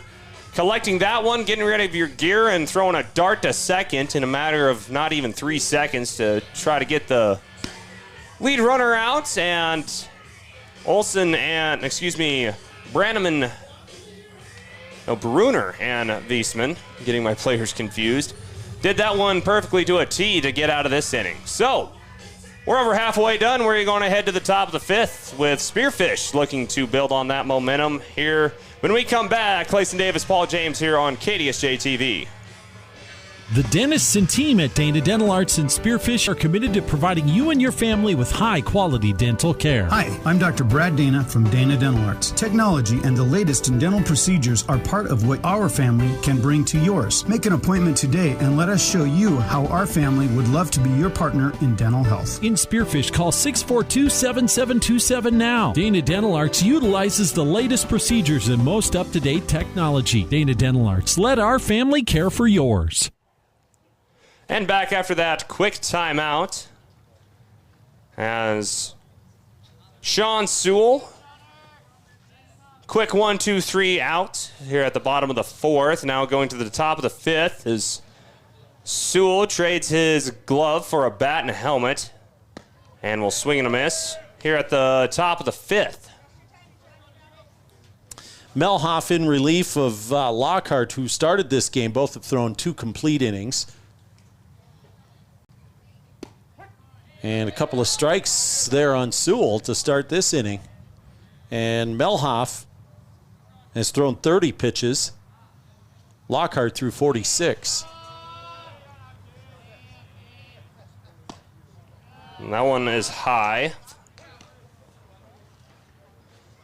Sewell again looking at a 1-2 count. He's pitched all 5 innings for Post 164 so far tonight in this game 2.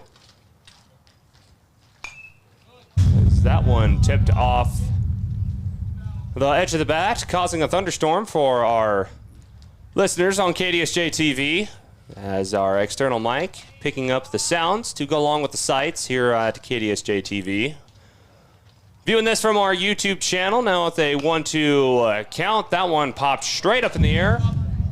Just going to make it out right in front of us. Bounced. Please remember to watch out for foul balls. Right in front of the concession stand. Return all foul balls to the concession stand for a treat. And I see people yelling at each other down there saying, why didn't you save me? You were supposed to catch that, you know.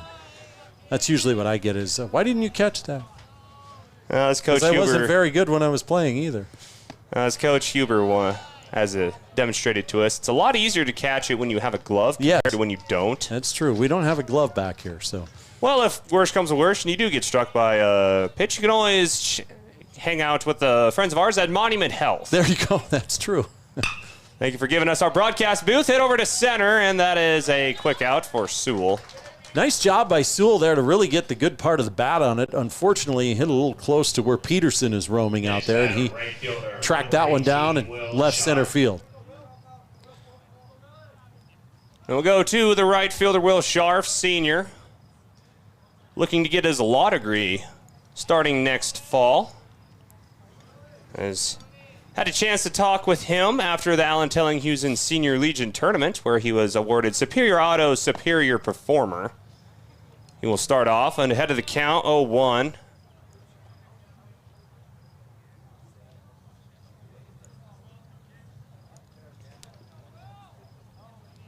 So now the 0-1 pitch, and that one it goes back to the parking lot. Please return all foul balls to the concession stand for a treat. That's why I moved my car. That's Well,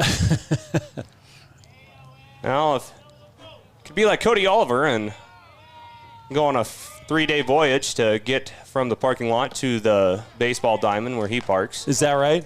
He makes sure. He gets his steps in. Oh, that's all right. Which, the first game I did with him, rookie mistake, thought, hey, front row parking. And forgot I was at a baseball game. Yeah. Yeah, you always got to kind of take a look around, see where you're at. And here you can park too close to the field. So, yeah, always best to find the spots a little further away. 2-2 count for Scharf with one out.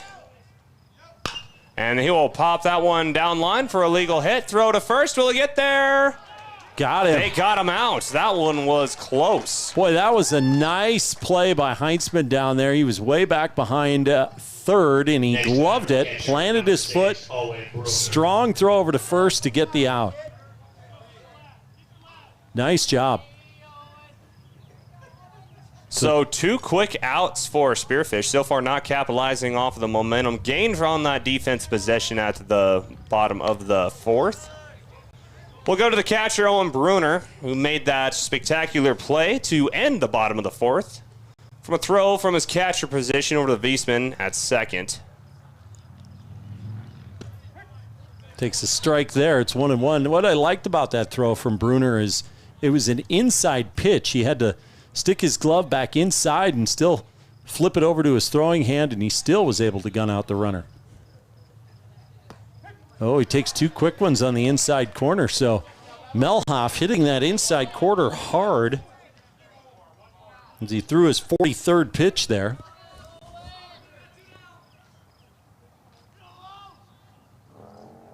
Oh, threw 3 on the inside corner. And Bruner not happy about that, but he's called out, and that ends the inning. So a quick inning for Post 320 Stars. See if they can try to regain some momentum. As Sewell coming back out to the mound for Post 164. As we have now completed 4.5 innings out of this Game 2 of the doubleheader here on KDSJ-TV. Now, Sewell and company will be on defense next. When we come back to hear from some of our sponsors here on KDSJ-TV on YouTube. The Goldust Casino invites you to try the new menu items now being offered at Maverick Steak and Cocktails. Watch the action as you dine inside the Goldust Casino with tables overlooking the gaming floor. Enjoy over 210 of the newest slot machines and table games in Deadwood. And use your club card for great discounts at the 2 hotels right in the middle of the action. Get reservations today by calling 605-559-1400 or visiting goldustdeadwood.com.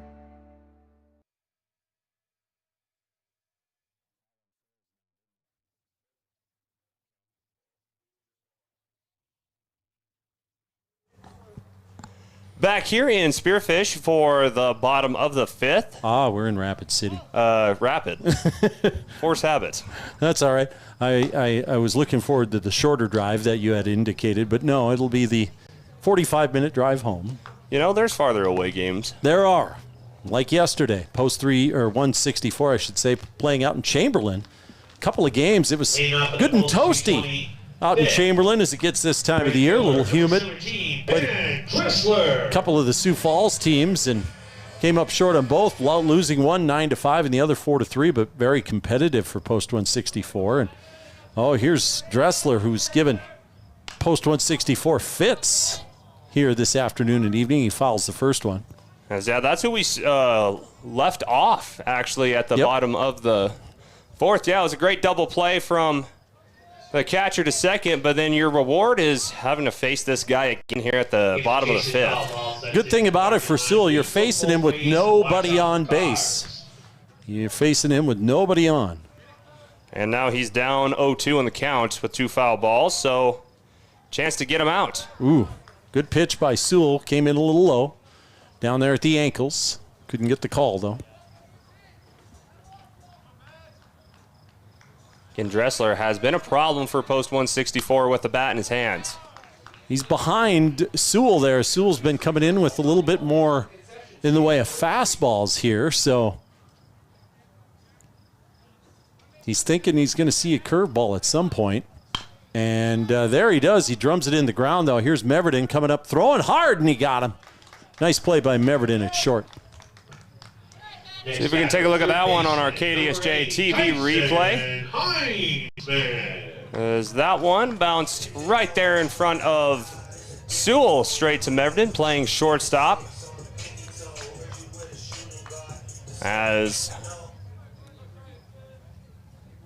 they get Dressler out, and now it goes to Tyson Heitzman. As we have seen it before here on KDSJ-TV, he can hit one over the back fence. He's 1 for 2 on the night so far. He does have an RBI in this game, and he has himself scored a run.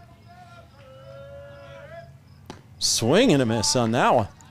So Sewell, nice pitch there. Especially being down 2-0 in the count. See if they can get Sewell back in this one. As that one might be headed for your car if you haven't moved it. I moved it. You're right. It was right where it was. Yep. As the lights are on, the sun is setting here in the beautiful Black Hills of West River, South Dakota.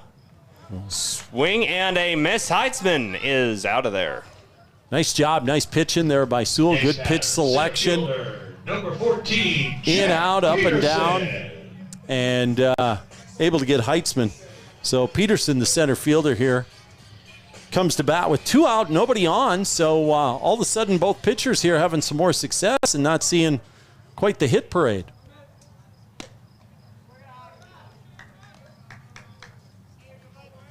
Peterson will start off with a ball.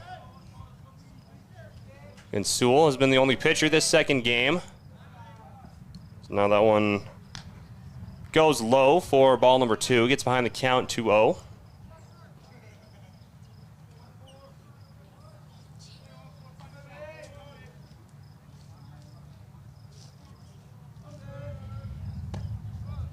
Now that makes it ball 3 on a close one from Sewell.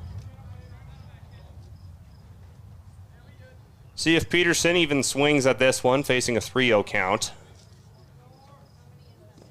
And doesn't have to. Nope, it's a little low, so the 4-pitch walk puts Peterson on. First baseman, number 27, Nolan Williamson. Williamson 1 for 2. He's got an RBI in this game here, so try to keep Peterson at first and try to dispose of Williamson. There's strike 1.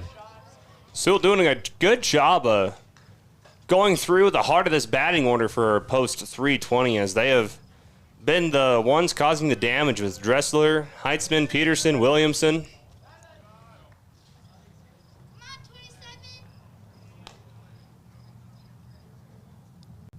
As with the count tied up at 1-1. Again, runner on first.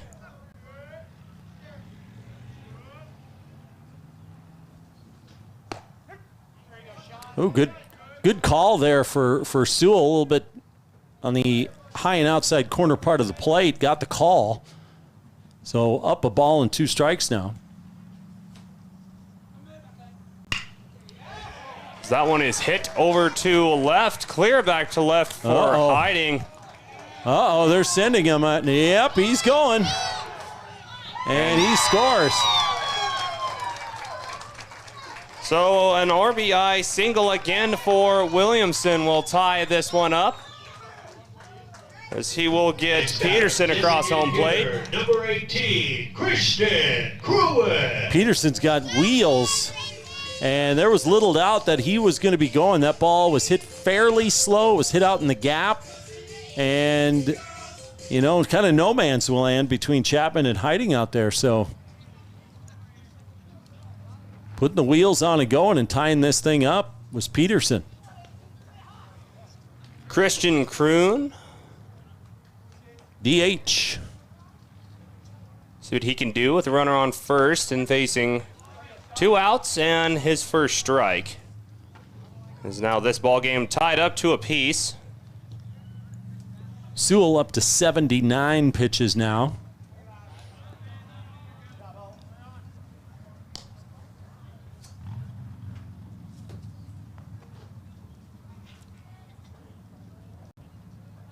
With a 1-1 count. 2 outs, runner on first. Didn't get the call there. 2-1. Some of these pitches have called balls, but not by much. Sewell throw back to first. They've been right on that line.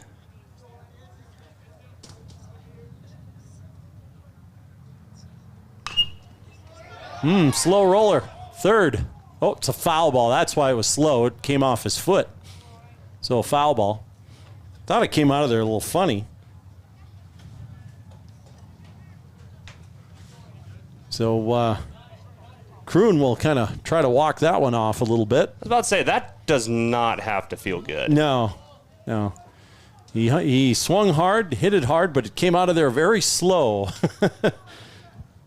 Because it came off his foot. So 2-2 now. No, getting hit by a pitch doesn't feel good. Hitting one off your foot probably does not feel good either. And he went. Sewell fooled him on that one, and kind of a rusty swing by Kroon, and he didn't even want to think about running to first, so he goes down on strikes. So that'll be it for post 320 in the inning. They do get that big run across, though. Makes this one tied up at 5 apiece. We got 12 more outs before we crown a winner in this one, as we will head to the top of the 6th with a 5-5 stalemate here in Rapid City, not Spearfish, believe it or not, as we will come back with the top of the 6th when we take a short break and hear from our sponsors here on KDSJ-TV. In a world of few guarantees, Jake's Collision Repair stands behind all of their work with a lifetime guarantee. Jake's Collision Repair uses only original parts made by your vehicle's manufacturer instead of lower quality aftermarket parts. Certified technicians work with the latest state-of-the-art equipment, and Jake's Collision Repair is preferred by most insurance companies and works with all of them. Jake's Collision Repair, 2416 Junction Avenue in Sturgis and 4415 East Colorado Boulevard in Spearfish. The Goldust Casino invites you to try the new menu items now being offered at Maverick Steak and Cocktails. Watch the action as you dine inside the Goldust Casino with tables overlooking the gaming floor. Enjoy over 210 of the newest slot machines and table games in Deadwood. And use your club card for great discounts at the 2 hotels right in the middle of the action. Get reservations today by calling 605-559-1400 or visiting goldustdeadwood.com.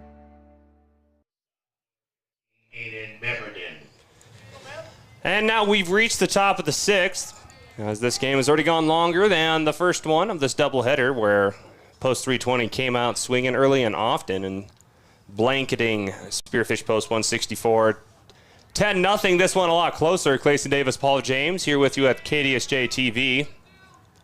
Aiden Meriden to lead things off for Post 164, as their one-run lead was quickly abolished, as Post 320 had 1 run scored, as Meriden will start off with a 1-0 count. Foul tip, strike. Ball and strike as we're in the top of the 6th inning.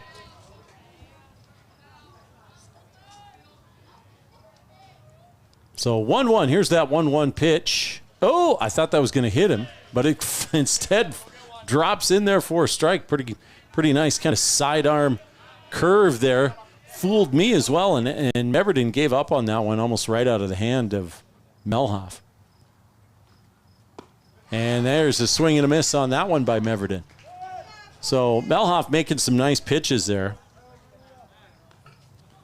Melhoff now at 48 pitches. Walker Wiesman now on to bat for Post 164.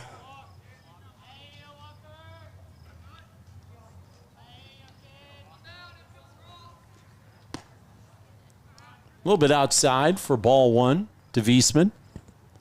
Nobody on, 1 out here in the top of the 6th inning. Just 11 more outs before we're over with this one. Barring extra innings, it's entirely possible. Spearfish, the extra 8th inning used to be its kryptonite. Earlier this year, with losses to the Expos, who call home right across the parking lot. And then to Brookings on last week's game of the week. Before the 8th inning was their best friend during the Allen Tellinghusen Senior Legion Tournament, where they had 2 walk-off RBI singles in the 8th. Ooh, called third strike there on Wiesman. Floated across the outside part of the plate. Next batter, number 9, Cody Chapman. So 2 quick outs. Post 164, Cody Chapman batting a .282.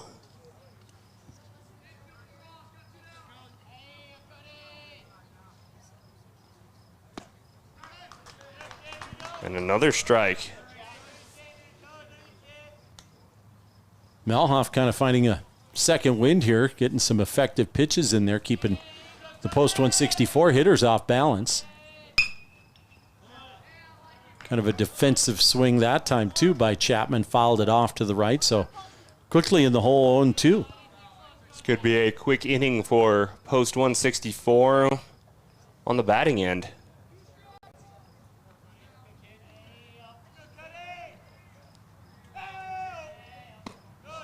And that is high for the first ball of the count. Again, 2 quick outs here at the top of the 6th. No one's advanced a base yet for Spearfish this inning.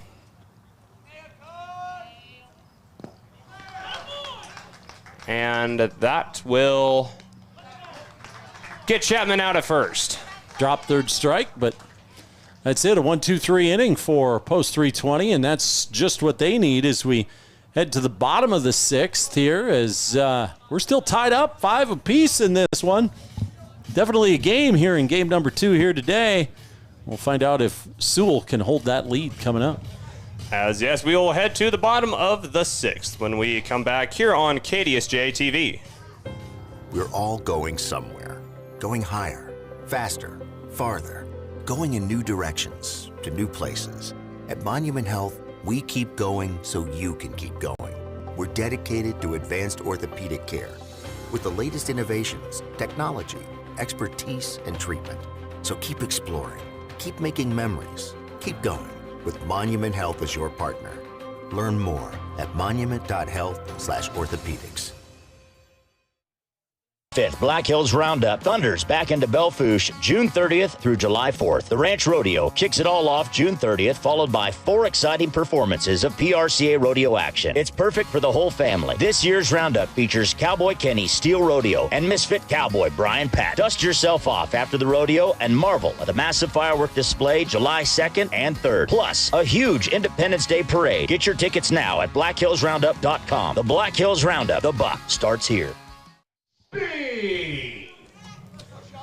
Bottom of the 6th, tied up at 5 apiece. Spearfish and Rapid City Post 320 here at Pete Lien Field in Rapid City. Beautiful night, as it was a little bit hot when we first got here, but sun is set, lights are on. Beautiful night for baseball. That was a beautiful pitch for Sean Sewell, still on the mound, his 6th inning pitched for Post 164. We'll get speed behind the count at 0-1. 5 full pitched thus far for Sewell here as he begins his 6th inning of work, and there's strike 2 as he's thrown 84 pitches now. He's given up 8 hits, 5 runs, and 2 walks along with 6 strikeouts. There's another strikeout. Make it 7. That was a good pitch. 1, 2, 3 for Sean Sewell. Take a quick look at that one on the KDSJ Sports replay as Speed struck out. Again, a 1, 2, 3. Now Jacob Decker. He'll start off with a ball. Decker's 0 for 3 as well. He struck out twice.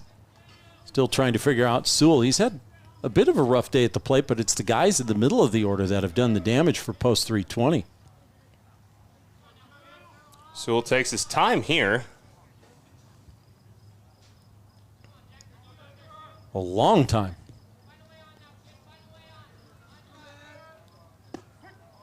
He throws the strike. Oh, we've seen some pitchers tonight that are in no hurry. I'm surprised it's this early.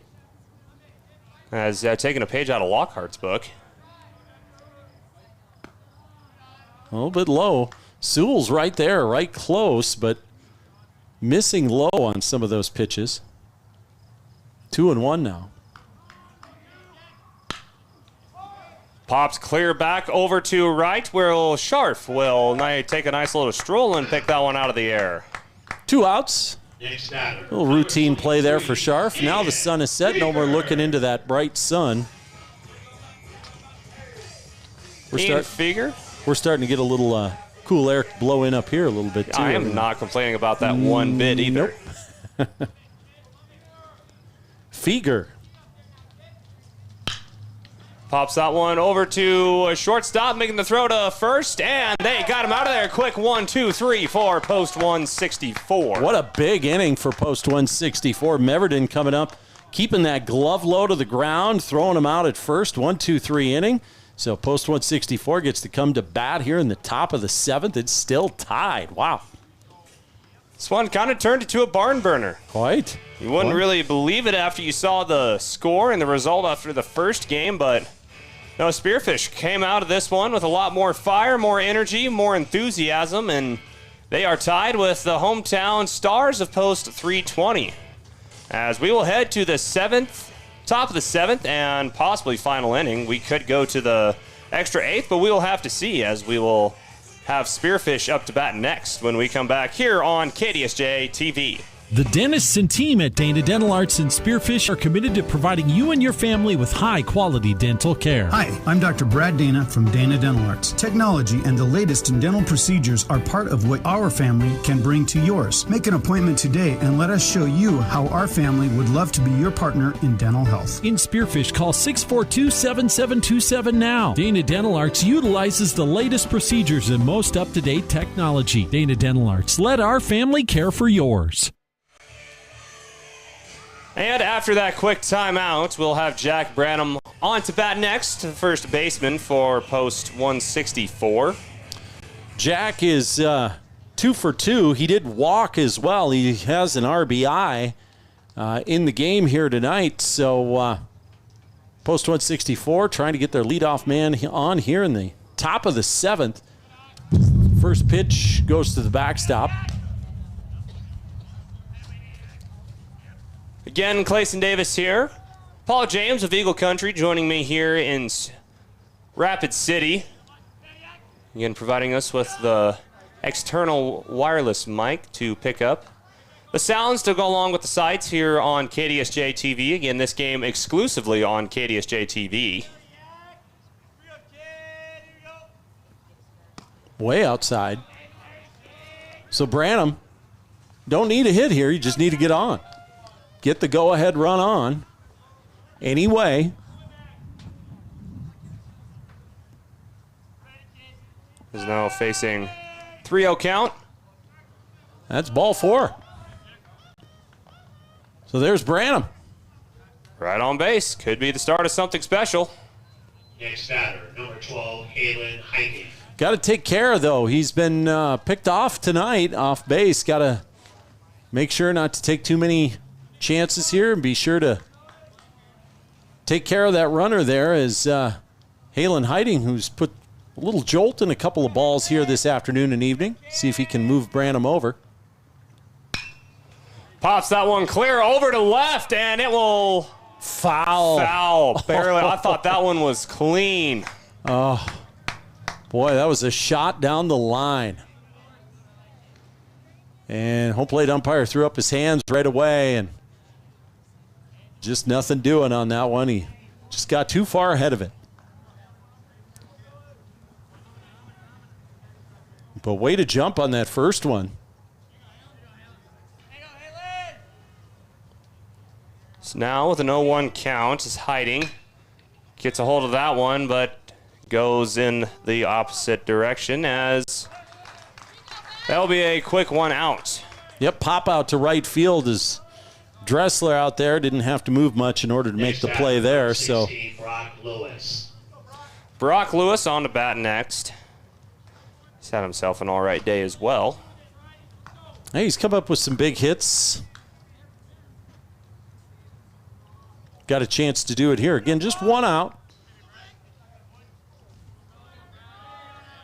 Lewis is 1 for 3. Branham still on first. Branham a little far off the bag there, and if you're going to get that far off, you got to be ready to dive back in. He comes in standing up, so. Playing with fires, Branham. He's already got picked off once today. Would hate to have him do it again here at the top of the 7th. Trying to score the walk-off run. That one outside for ball 3. Can't quite walk it off when you're the away team, but at least get the go-ahead. Go-ahead. Yep. Now we're going to have a timeout. Here comes one of the coaches here for post 320. We've reached a pinnacle here, a point where Melhoff comes out, depending upon what they're doing with their pitch count, what they've got for games coming up, or maybe it's just a discussion. So Melhoff, again, he's the second pitcher for post 320 here this afternoon. Aaron Lockhart started the game, and then Melhoff came in. He's thrown 4 1/3. Just a quick conversation with Melhoff. Again, he's thrown 64. Lewis will come back out. It's just a 2-0 count, not a 3-0 count, but still 2-0 count with a runner on first and 1 out. That one beamed over to left. Anyone there to make a play? And that would be an out. As Branham will run all the way back. Great play by the center fielder to track that ball to the deepest point. And gets out number 2. That was a fantastic play by Peterson out there. Dead run into the left center field gap as Lewis put a charge in that one. And he was there to make that catch as you... wow, that's pretty unbelievable. Great play. If that play happened about 2 hours ago, I'm willing to bet that he wouldn't be able to have seen that ball fly that way and track it down. So, yeah, it would have been a little tougher with the sun pounding in that way. But boy, Peterson got on his horse and he rode. Great play there, Sean Sewell. Pitcher for Spearfish. Have to go back to work here after at bat, facing 2 outs and a runner still on first.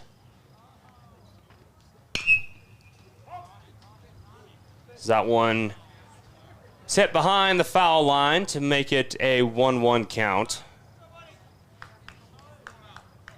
So post 164 got to come up with some big 2-out hits here if they want to take the lead here in the top of the 7th. Ooh, called the inside strike there for strike 2. 1-2 count with 2 outs. Runner still on first with Branham on first still. And here's the 1-2 pitch.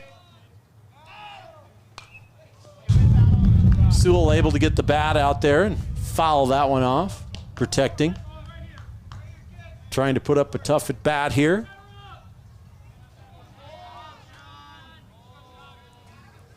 So here's the second 1-2 pitch. Spearfish can't get something here. They'll have to try to go and win this one on the defensive side and then have another chance at bat at the top of the 8th. If they can't get anything going here. 2-2 count. Deuces across the board with number 22 on first. And Sewell pops that one up. Anybody going to get there? Nope. Nope. Good effort by 3 players. The pitcher, first, and catcher all trying for that pop-up over on the right side. Good hustle as Rapid City Post 320 putting on a show in front of their hometown fans here at Pete Lien Field. Again, beautiful night for baseball. Oh, yeah, it's gorgeous out. It is absolutely beautiful. Perfect summer night for some West River American Legion baseball in Rapid City as we still have a 2-2 count with 2 outs. And Spearfish trying to build on something here. Another foul tip out of the ballpark. Good job by Sewell hanging tough there, and that's what you got to do on this. Just keep fouling them off until you can get something you can handle, something you can drive, put a good swing on that, and try to stretch this inning out more, try to create some sort of a 2-out threat.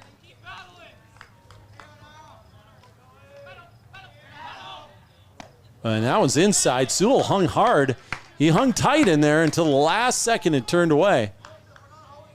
Make this a full count with 2 outs. Here's the full count pitch. And it's inside.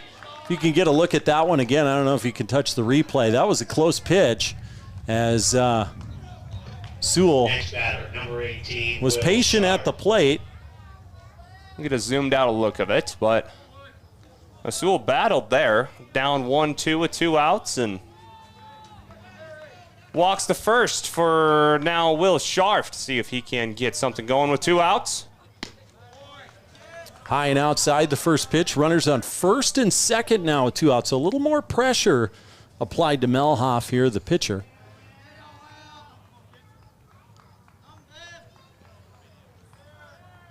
Scharf looking at a 1-0 count with runners on first and second. That will be his first strike.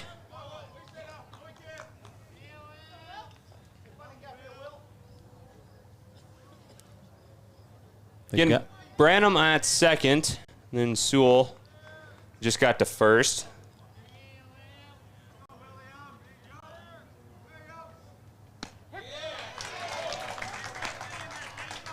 So an inside strike called on Scharf there. They're shading him left, fairly close to the line in left field. He's pulled a few over there. Now he's got a ball and 2 strikes on him here. And he was ready to swing at that one, and he fouled it off.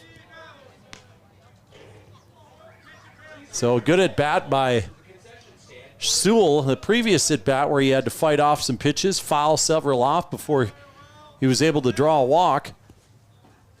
What can Scharf do here? He can drive one, and it's going to be a base hit. And they are going to hold up Branham at third. See if we could get the tail end of that on the replay there.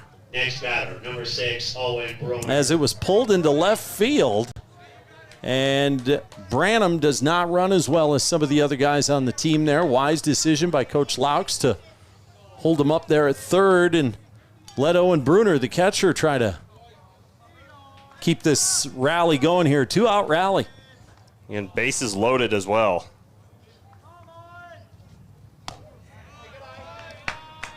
And Branham is able to come way down the line because you've got Heitzman playing way off the bag. He's not holding him on, so you can come off the base as far as the defender is off the base.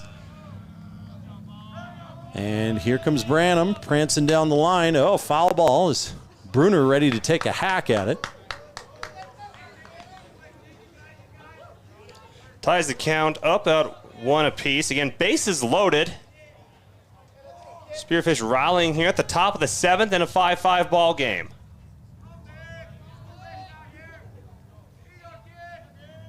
Ooh, that one there.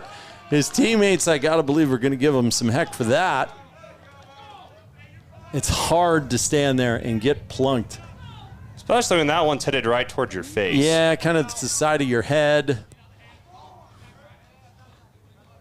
So now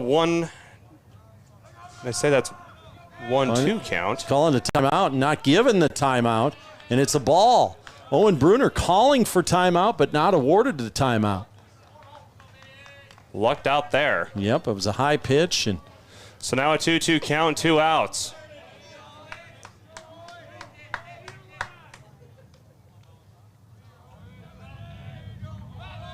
Here's the 2-2 pitch.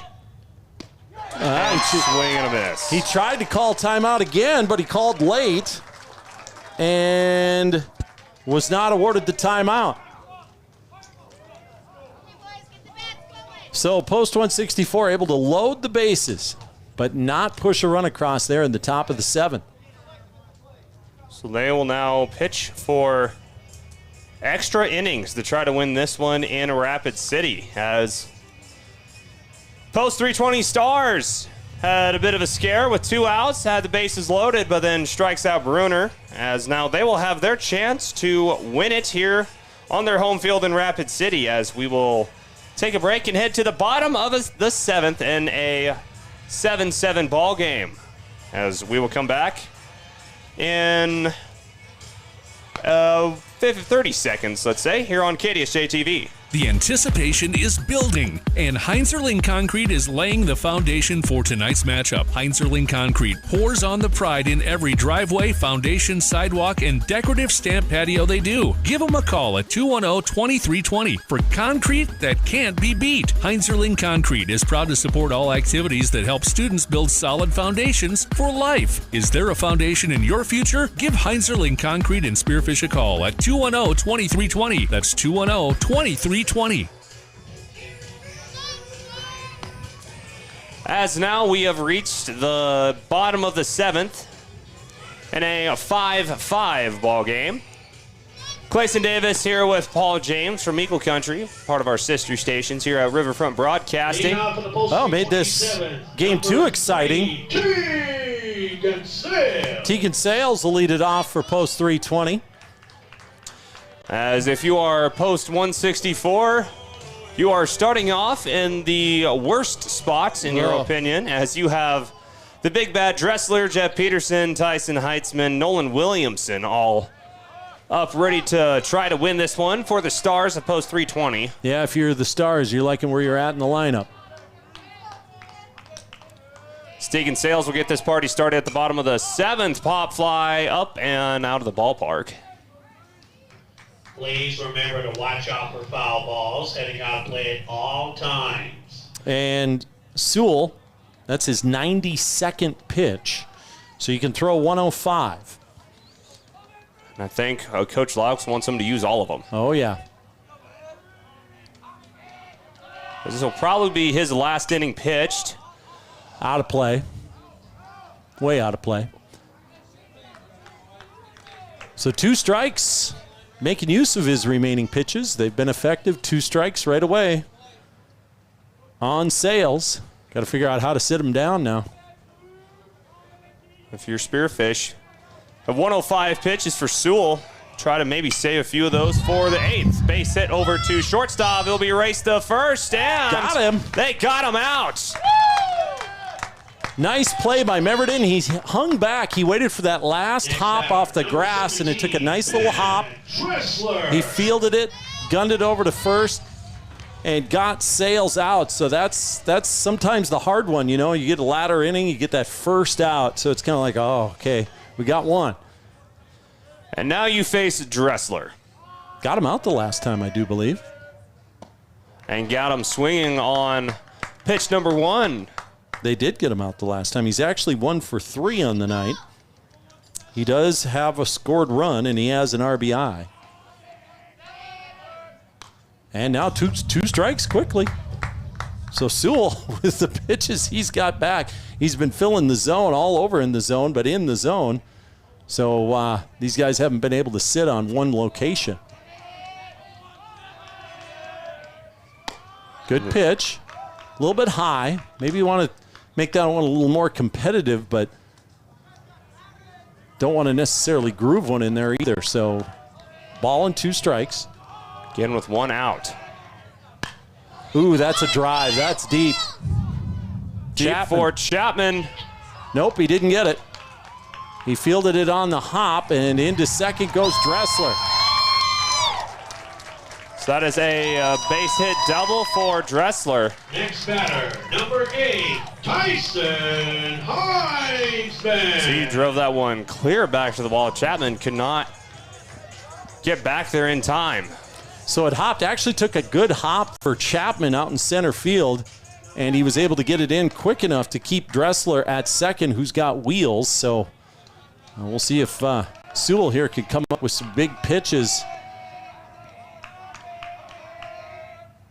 to get Heinzman a little bit high on the first pitch here. Again, that run at second is the winning run for Post 320. Heinzman has had a day himself. And now stepping off is Sewell.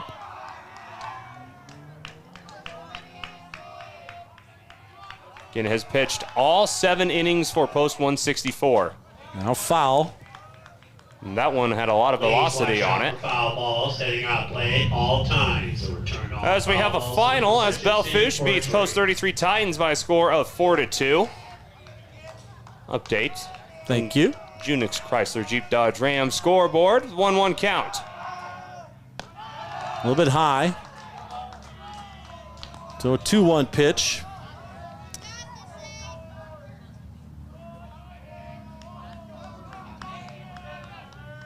Sewell at 101.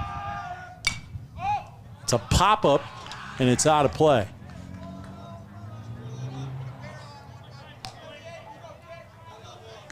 So 2-2 now. Still with 1 out and the winning run on second. This will be the 103rd pitch for Sean Sewell. He's got 3 more left, including this one. Swing and a miss. He struck him out. Huge strikeout for Sewell. Now what that does, well, we'll see here. Coach Laux comes out. He could, if I am not correct, he could pitch Sewell for the last out here if he wants. And that may be very well what he does or not. He takes the ball from Sewell. And I believe going to be Aiden Meverden. That's going to get the last out here in the bottom of the 7th. So there's a runner on second. That's Dressler. Remember, the guy they could not get out all day. Of course. And can move. So he's on second. And Heinzman just struck out. And that's going to bring up Jet Peterson, the center fielder, who is 1 for 1. He's walked twice. He scored 2 runs, and he's got an RBI. He has had a game here tonight. So it's going to be no short order here for Aiden Meverden to figure out how to sit Peterson down. And Meverden has had a few plays on defense himself there at shortstop. So it's not like he has not thrown a ball yet today, but in a big spot to, again, set down Jet Peterson and force this to an 8th inning. We'll see what Coach Laux does with his defensive alignment. It looks like he's got Sewell that'll probably go over to third. And Wiesman is going to go to short. Is that Lewis then at second? Yep. And Branham at first. And again, you've got Aiden Meverden in to pitch for post 164. Next batter, number 14, Jet Peterson. So here comes Peterson with a big night already. See if he can be the hero for the hometown Stars. And Meverden's got one more warm-up pitch, and there it is. So it's going to be a runner on second with 2 out. And post 164 would love one of those 2-out sacrifice flies right here because that would be out 3. So we'll see if post 164 can figure out how to get Peterson to either pop out, strike out, ground out, whatever. And they will just flat walk him. Yeah, they do. That's probably not a bad idea. Next batter, number 27, Nolan Williamson. Now, not saying Nolan's a slouch. He is 2 for 3 on the night. He's got 2 RBIs. So, post 164, putting a force at all the bases. Strike 1 by Meverden. So, any bag is an out.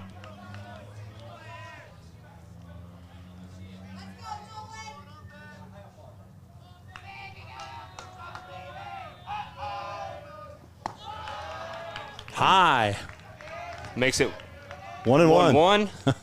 2 outs. And again, it forces the error on 2 bases. Foul out of play. Well, there's 2 strikes on him now, so that will walk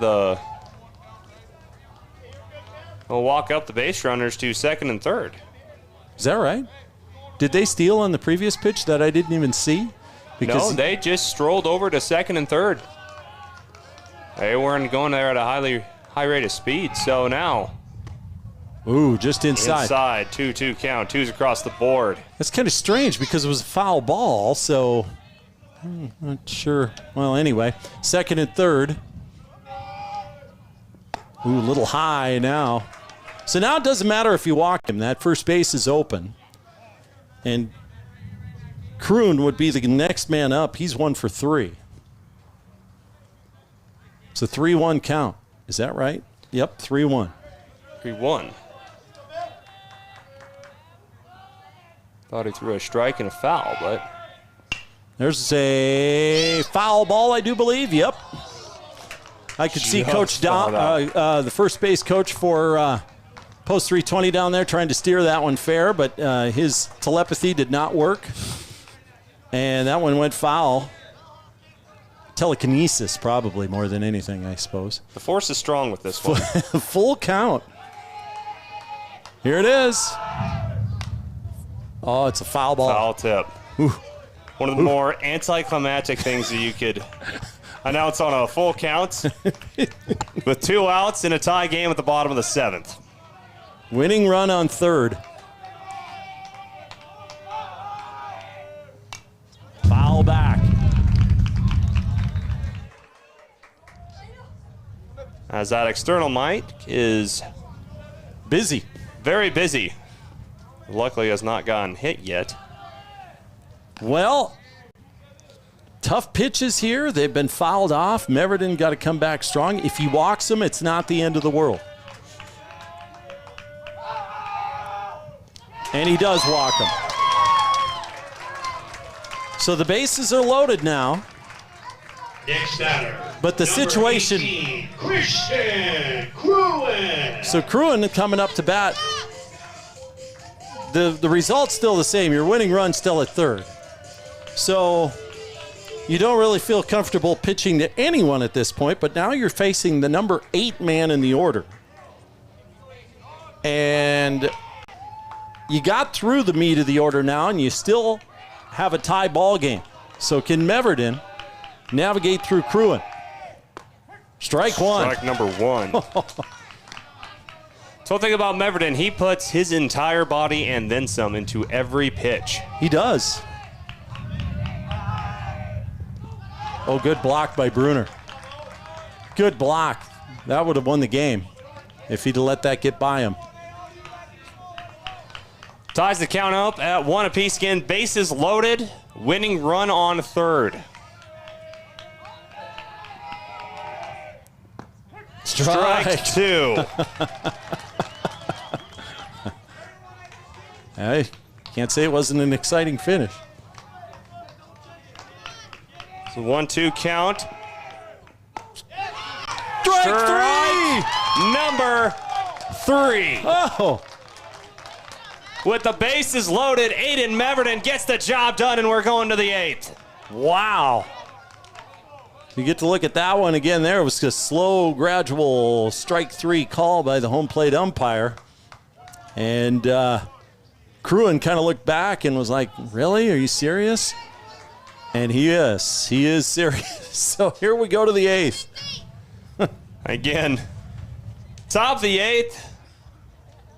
Well, we can't say we didn't give you an exciting game here on KDSJ-TV. We go to the top of the 8th, Spearfish, see if they can put the pressure on Post 320 as we come back after this short break on KDSJ-TV. Oh, how quickly the seasons change in the Black Hills. Hi, it's Brandon Kemp from Superior Auto Solutions in Spearfish. Summertime equals a lot of summer driving, whether it's to and from work or hitting the road for that big summer vacation. Superior Auto Service Department can handle all kinds of repairs, from new tires, brakes, and oil changes to steering and suspension problems. And to keep cool, we can handle your AC recharge. Check us out online now at superiorautoSD.com or stop by today at 642 East Colorado Boulevard at Superior Auto Solutions in Spearfish. The Goldust Casino invites you to try the new menu items now being offered at Maverick Steak and Cocktails. Watch the action as you dine inside the Goldust Casino with tables overlooking the gaming floor. Enjoy over 210 of the newest slot machines and table games in Deadwood. And use your club card for great discounts at the 2 hotels right in the middle of the action. Get reservations today by calling 605-559-1400 or visiting GoldustDeadwood.com. Number 15. Aiden Meverden. Top of the 8th, tie ball game. Spearfish Post 164, first at bat. Aiden Meverden, closer for Spearfish, and he will now get the party started at the top of the 8th. We'll start off with a ball down and outside. Clayson Davis, Paul James, giving you a good one here on KDSJ-TV here at Pete Lien Memorial Field. Outside, 2-0. Meverden, driver's seat. Now bad throw from the catcher bat to the pitcher. Been a long day. In the sun and the heat, wearing on these kids. And now we've hit 9 o'clock, and Meverden fouls that one down the line to make it 2-1. In 5-5 ball game, not a run has been scored since the bottom of the 5th. Now 2-1 inside to make it 3-1 for Mev. He held his ground.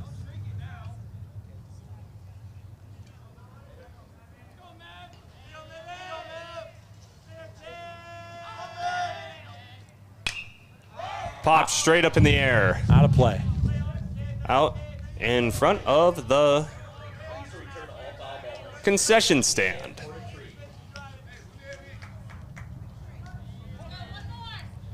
So full count here, Walker knock. So here is the full count pitch. High. Oh, there's the go-ahead run for Spearfish getting on first. Next batter, number 4, Walker Beasley.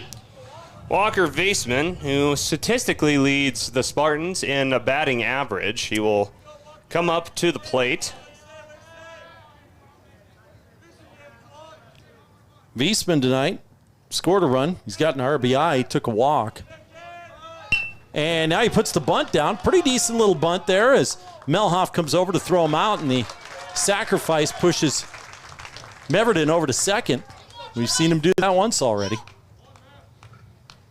Viesman has done that a time or three here on KDSJ-TV. Cody Chapman, the senior, was the hero in 2 of the 5 games of the Allen Tellinghusen Senior Legion Tournament just this past weekend. See if he can try to be a hero now. Post 320 out hitting Spearfish 9-7 in this one. Been a pretty clean game, just one error in the game, that on Spearfish. And actually they counted that error on Brock Lewis over at third, I believe is what it was, when he got in front of that hard hit ball. I don't know if I'd have given him an error on that one. But he stood his ground in front of that, just popped out of his glove. He did a good job on D there, I thought, in a hard hit ball, but pretty clean game.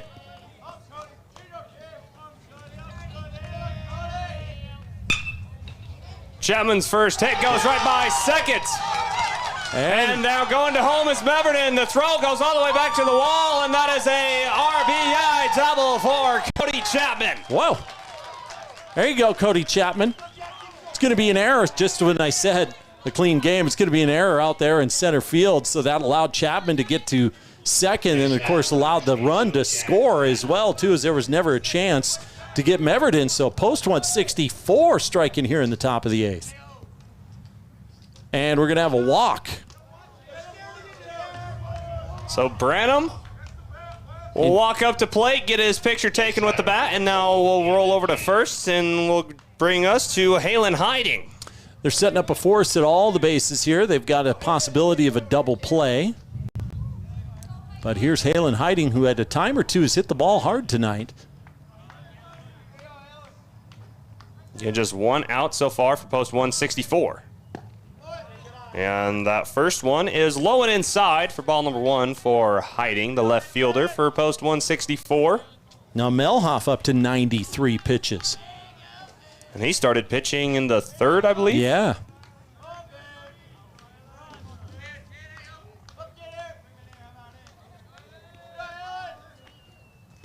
That's low.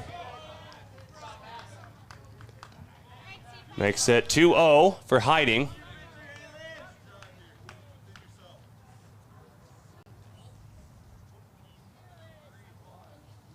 So Post 164 now finds themselves in the driver's seat here, of course, with one out, runners on first and second, a chance to add on to that lead with one runner in scoring position at second. Chapman, that would be the go-ahead run, not the walk-off run, as we'll still play the bottom of the 7th. Well, Post 164 already has the go-ahead run across, so he would be the second go-ahead run there. So add on some insurance. Yeah, a little insurance, definitely. And at this point of the game, because you just don't know, so you get it, you score as many as you can. And Hiding, very selective at the plate, and it pays off. He takes the walk, and now 90 feet closer is another run for Post 164. Here comes Brock Lewis, who's hit the ball hard. He was rewarded once out of about 3 times that he's hit the ball hard tonight. Sounds like baseball, right? About 1 out of 3 times. If you can do it, you're successful.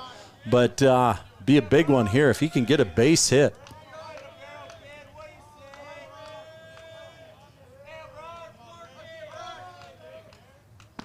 Ooh, floats in there, slower pitch. Now remember, back, Lewis watched a couple of strikes come across like that, and boy, he didn't miss the 3rd one. That was one that he lined it hard into the left center field gap. Let's see if he can do that again. Now we're going to have a timeout at home plate. That time Brock Lewis is granted timeout at home. Just a reset. Just one out. Outside. So one's across the board. And again, Bases are loaded. Spearfish in the same position just an inning ago. Couldn't get anyone across home plate. Of course, that was with 2 outs. Now we just have 1. 1 now. Now even a ground ball to the right. Outside. 2-1. So Lewis again being very selective himself. Again, a walk would get another one across home plate for Spearfish to push the lead out to 2. Puts more pressure on the Stars.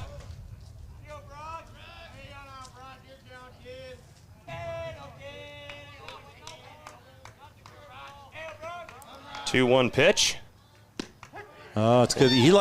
Home plate umpire has called that inside pitch consistently all night. You can't look at it and say, how's that a strike? It's been a strike all night. So hitters should realize, should know. It's now 2-2 count. That's low. 3-2-1 on the board. Lewis, his reaction there was kind of like, kind of hold his breath. Okay, it's a ball. All right, we get to start over again. But there Glad it is. we got this external mic, but on every pitch, it goes about dead quiet. Here's the full count pitch with the bases loaded.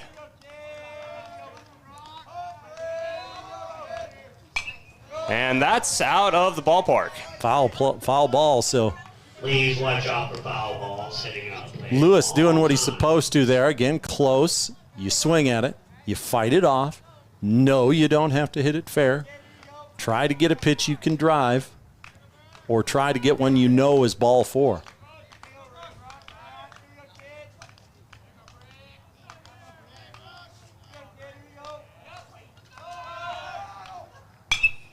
Out of play.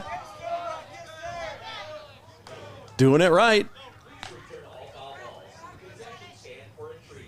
Already, no matter what happens, it was a good at-bat for Brock Lewis.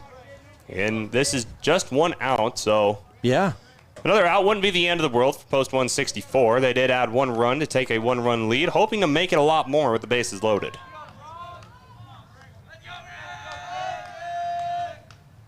Oh, he got one he Nailed can that one handle. over to center. Bounces there in front of center. We got 1 run scored.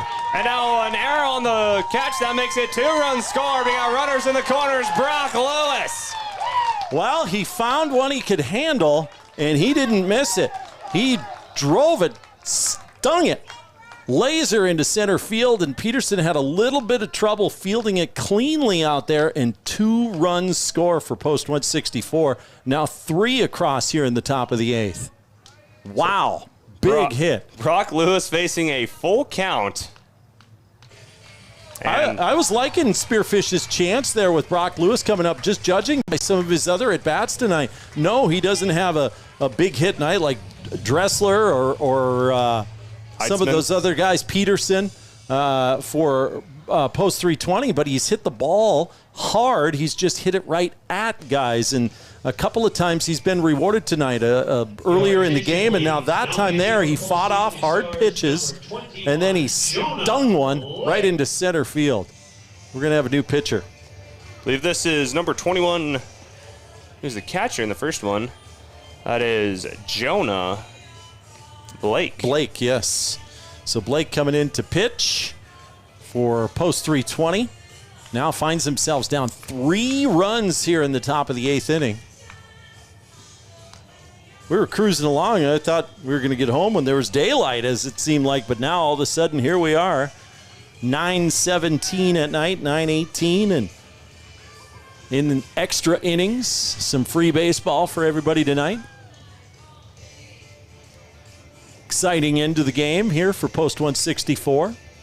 Again, if this doesn't want to make you subscribe to our YouTube page on KDSJ-TV, then you don't like sports, I guess, huh? You must not like it that much. You must not like it, because this has been a great one to watch. Yeah, it's been fun, definitely, as sure as this doesn't make you subscribe for some more local sports broadcasts here on KDSJ-TV. We've had quite a few good ones here on our YouTube page, and yeah, 9 times out of 10 streaming on Facebook due to some technical errors today. But here's the thing, and Facebook is difficult. They change their protocols. They change their algorithms. They change lots of stuff all the time, so it's sometimes difficult to stream to Facebook. So we'll do the best we can when we can. We know we can get to YouTube, and that's where you should get as well, too, because you can watch it all right there on KDSJ's YouTube channel.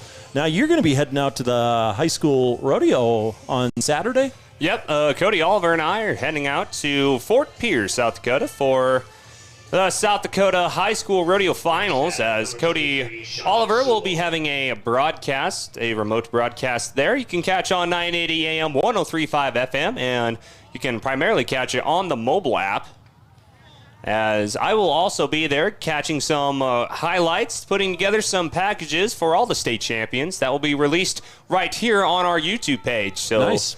For rodeo fans here watching this late Thursday night baseball, you can also tune on to watch some rodeo highlights as well. We already got local rodeo highlights from New Underwood and Wall,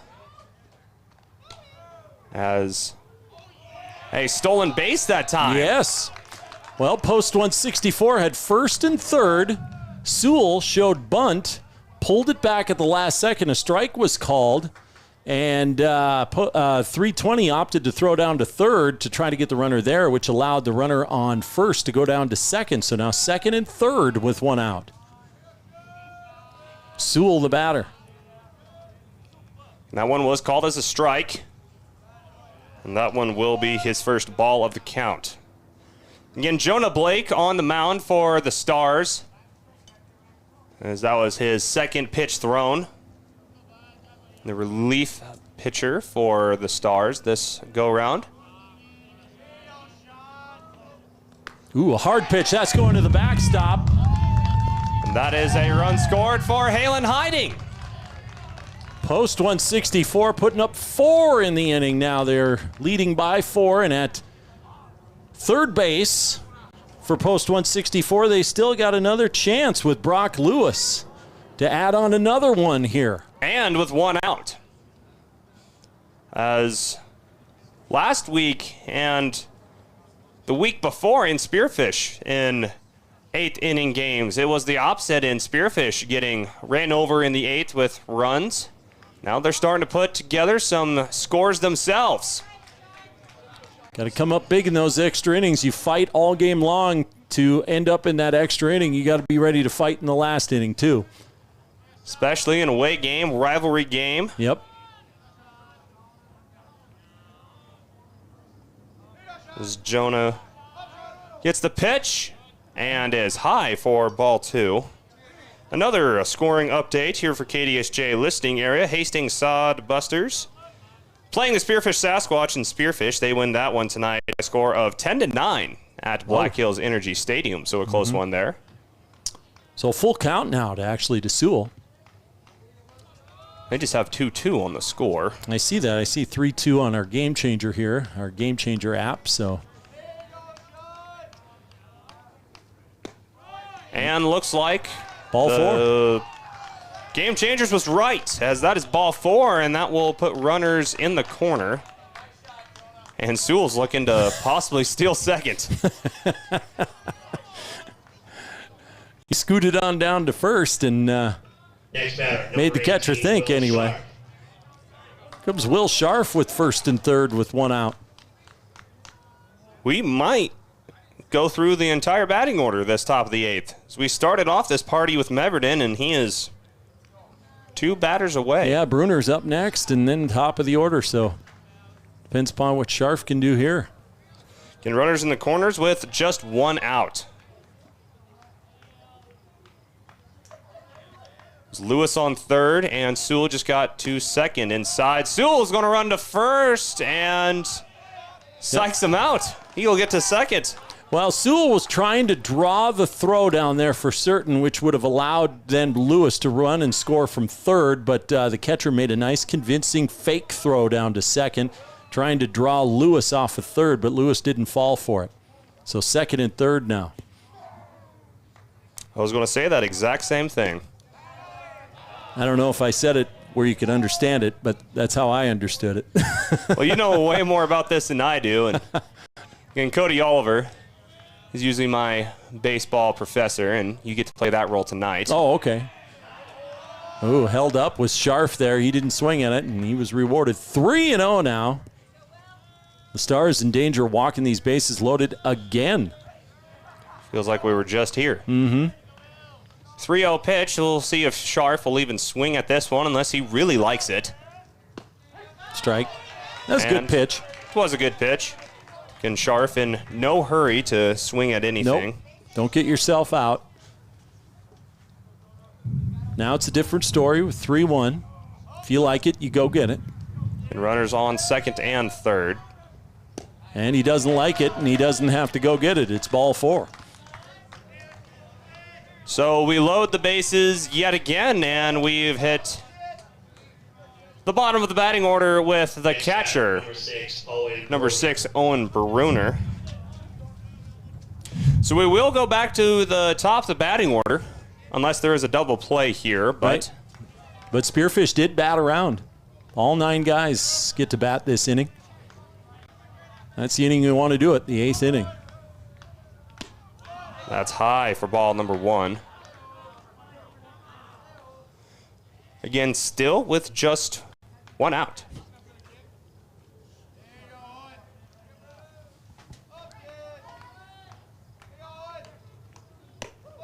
Another high pitch. 2-0.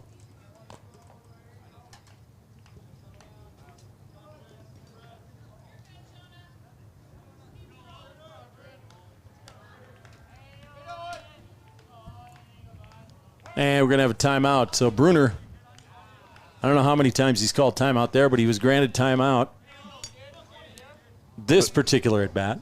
I know last time time he had bases loaded and called the timeout, it did not get it. It's told no, so taking advantage of it here, and now he'll have his first strike thrown at him. And this was tied 5-5 going into the 8th, and Spearfish put on 4 runs and about to score more. Bruner comes uncorked on that one. Swung and missed at it, 2-2.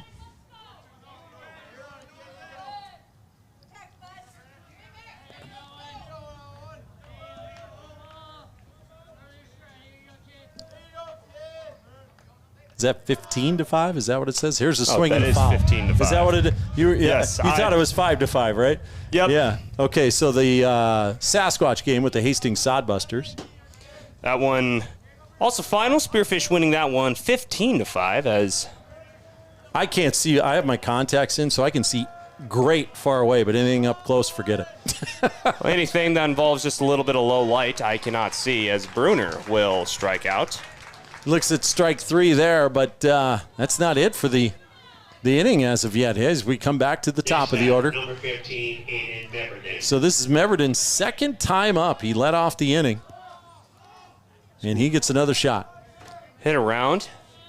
You know, when you have glasses and it makes you see better, it does actually help. This is the first time tonight I've been able to read the scoreboard here at Pete Lien Memorial Field. Strike 1 from Meverden. Well, you started out with the shades on, didn't you? You know, you got to look cool when no one sees you up here in the broadcast booth. It's got to be bright sun before I wear shades, that's for sure. I can't see anything with shades on.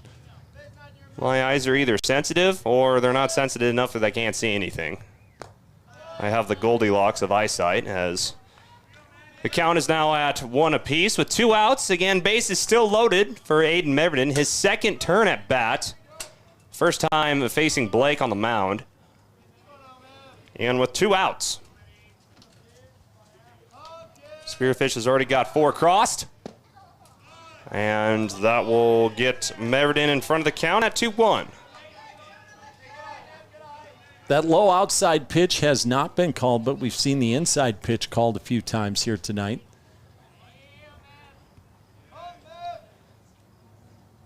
Blake, the closer, came in this 8th inning. That one just a little low. 3-1, so Meverden, it's not quite a 3-0 where you don't have to really hit at anything. A 3-1, don't have to be picky either.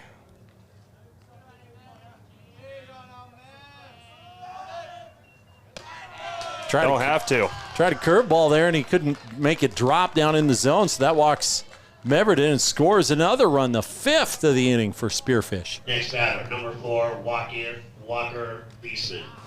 Here comes Wiesman again. His second go-around at bat this top of the 8th inning. Yeah, if you remember, Meverton, I believe he walked to start the inning, and then it was a sacrifice bunt to get Meverton over to second by Wiesman. And that was the only out for quite a long time. Yeah. First pitch to Wiesman is a strike. So Wiesman's just going to simply get a chance to hit here. Again, statistically, leading post 164 in batting. Nails that one clear back to your car in the parking lot, as that one had some exit velocity. Yep. Now Wiesman looks at an 0-2 count with the bases loaded and 2 strikes. Of course, this is Spearfish scoring 10 runs at the top of the 5th. Of course, we'll go to the top of the 7th with 5 runs. And that is a foul tip to keep it at 0-2. So 10 runs scored here at the top of the 8th. We will go to the bottom of the 8th for the Hopetown Post to see if they can make a rally to either tie this one up or go to a 9th.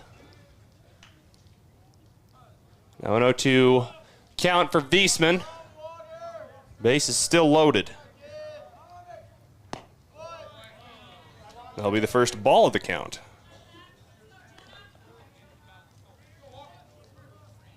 And it is pitch black nighttime here in Rapid City. It is now. We had sunny skies, a giant shadow swallowing the field, sunset, and now it is dusk. Another foul. Little Wiesman hanging tough here. I'm thinking about getting up at 5 o'clock tomorrow morning now.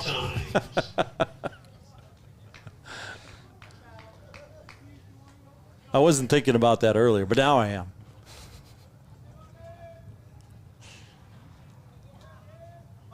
Not a terrible idea. Another foul. Lightning strikes twice. 3 times that case. Please watch out for foul balls hitting out play at all times. As it sounds like a thunderstorm with our external mic right here in the chain link fence that makes up the netting here at Pete Lien Memorial Field. We run out of baseballs, I think. There we go. Probably get a few at the concession stand. Those little kids have been making a field day with the candy they give out with every foul ball. Get them good and rattled on sugar here about bedtime. It's a great thing to give to kids at 9:30. Sure. If we were at Black Hills Energy Stadium, they would be fist fighting over it. They are wild. Are they? That is strike 3, and that mercifully ends the inning for post 320. Yeah, those kids there at Black Hills Energy Stadium, at least during the tournament, it was a battle, huh? All's fair in war when it comes to foul ball candy. All right. Well, here we go. Bottom of the 8th coming up as post 320's got one last chance. They got to score 5, though, to keep this thing going. 6 to win it. You know, we have seen wilder things before, but they have 3 outs to do it. And again, the meat of their batting order, they went through at the bottom of the 7th, so we'll see what Aiden Meverton and crew can get cooked up here as we go to the bottom of the 8th, as we will take a timeout for the possible conclusion of this one at Pete Lien Field. Spearfish Post 164 trying to make it a split of the doubleheader when we come back here on KDSJ-TV. Fisher Sand and Gravel of Spearfish supports community and school athletics. Plus, they support community development with services in and around the Black Hills. Fisher is an aggregate company headquartered in Spearfish with 2 local commercial quarries in Beulah and Newcastle, Wyoming. They sell all sizes of aggregates for commercial and individual projects from a pickup load to thousands of tons. Whatever you need, Fisher Sand and Gravel, proud supporter of all community, college, and high school athletics. Good luck to all teams and athletes competing in today's game. Now more than ever, you need to keep your cool, and Wolf's Plumbing and Heating is here to help for all your summer cooling needs. Now is the time to schedule your checkup by calling 642-5755. Wolf's Plumbing and Heating is your trusted choice for repair or replacement with new air conditioning systems. Whether you need a tune-up or an upgrade, keep your cool with Wolf's Plumbing and Heating. Call 642-5755 and see more at wolfph.com. And we are back here for the bottom of the extra 8th inning. Spearfish putting 5 on the board on the top of the 5th to make this a 10-5 ball game. Clayson Davis, Paul James here for the possible conclusion of this one with Max Speed up to bat. To try to get this thing going for post 320. Another foul, so quickly 2 strikes against Speed. There's a total of 2 hits in the entire game out of the 3 batters, number 9, number 1, and number 2 that we'll see here for post 320. Not where they want to be in the lineup. That one is that's fair.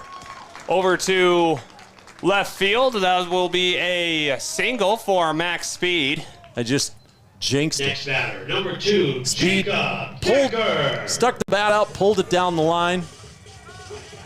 Came up big there, needed to come up big for post 320 to get something going to start off the inning. So top of the order now as Decker comes up. He's 0 for 4.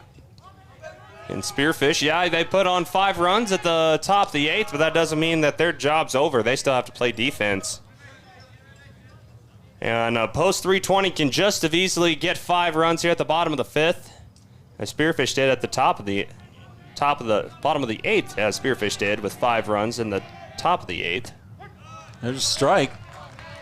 So many numbers. Decker a little bit unusual when he's up there to bat. It seems like on some pitches, he just simply looks like he has no intention of swinging. And there he grounds one to second. And the throw to first got him. So that will advance Speed over to second. Number 23, That was Lewis. Baker. Gobbled that up at second, threw it on to first. And, of course, Speed over at second. That run means absolutely nothing. You'll gladly give up a run there to get an out because you're up 5. And again, the meat of the batting order coming up here after Feger. So that is low for ball number 1. Again, Speed on second. That's a pretty good last name to be your leadoff runner. Right.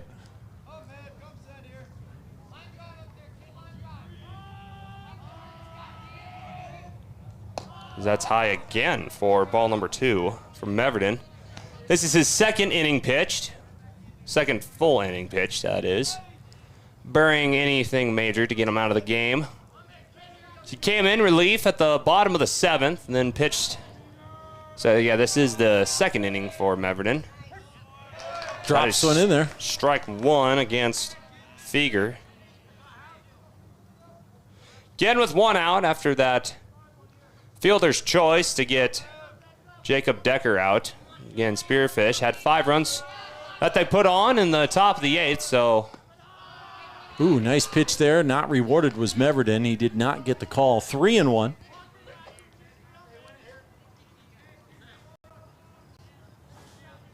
And thank you for joining us here on KDSJ-TV as we've about hit 9:40 Mountain Time here at Pete Lien Field, as that will be a walk for Feger. Next batter. Now you get into Now you get into the part of the order here that's made some noise for post 320. Not so much Sales this game, but Dressler, Heintzman, Peterson, Williamson, which are all coming up. Post 164's got to get 2 outs out of these next several guys. Strike 1. Strike 1. It's a way to get the party started. As we're getting to the meat and potatoes of the batting order for 320 Stars. As it feels like not too long ago, they were just at bat here at the bottom of the 7th. So Everton floats that one high to make it ones across the board. Unusual delivery. He just goes falling off the first base side of the mound when he releases the ball. So it's almost distracting maybe to the hitter to see this body flying off the mound. A little bit high. Makes it ball number 2. So Meverden, not the tallest kid in the world, but he uses all of his frame and then some to get some speed on the end of that ball.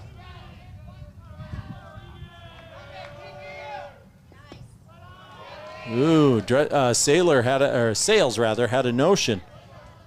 Did not go after it now that pushes the count to 3-1. So post 164, you're up 10-5. You got to throw strikes. You got to let your defense do some work behind you.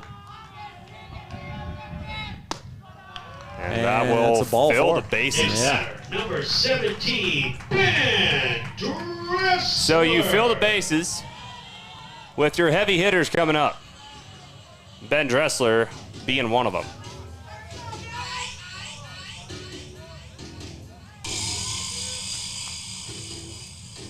Ken Dressler, not as potent in the game 2 as he was in game 1, but goes without saying he can still get a hold of one as Meverton throwing high again. Get behind the count. 1-0. Wonder who else Spearfish would even have to pitch. Strike called on that one. Ball and a strike. About the top of the zone. If you could get a double play here to end this one, that would be about best case scenario. Even for post 164. A comebacker to the mound, you can come home and get the force at home. Strike two. Dressler left that one go, and he didn't really like that one either, so he's going to step out a second. Again, let your defense take control. Have him help you out. And a swing and a miss. 3. Woo, big out. As you could have felt and heard a pin drop on that swing. So, 2 out. And I don't know about you, Paul, but this situation is awfully familiar for me. As Tyson Weissman... Walker Wiesman? Tyson Heintzman, wow, excuse me. Heintzman, okay. There's a foul out of play. It's late, it's past my bedtime. Anyway, against Sturgis Post 33 to kick off KDSJ-TV's coverage of the Veterans Classic, had a grand slam. Mm-hmm. So he has been proven to do it. It would still give Spearfish a 1-run lead. And now here's a comebacker, and it's going to roll foul. That was a good job by Owen Bruner to let that one roll foul. It just, by the time he got to it, the runner already would have been at first base, so there was no way you were going to get him, Heintzman. And you are looking at an 0-2 count. So this could be the final pitch in this one.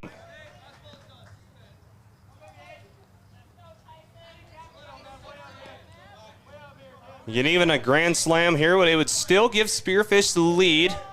Here's the pitch, and low. Good job for Bruner to take control of that one. Yep, that one down in the dirt, and he kept it in front of him. That's going to keep the runners on their bases and keep anybody from scoring.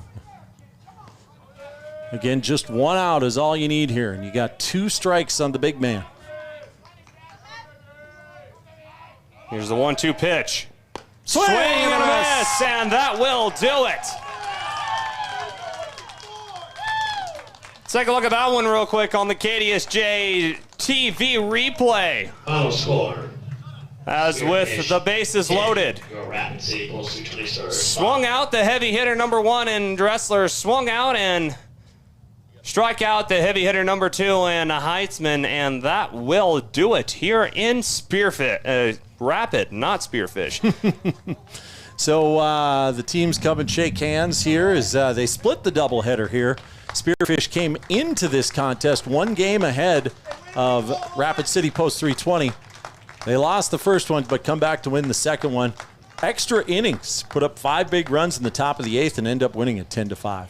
As we put a bow on this one in Rapid City, as Spearfish putting on 5 runs at the top of the 8th, and with the bases loaded, not allowing any damage for the Stars to split the series here on KDSJ's Game of the Week.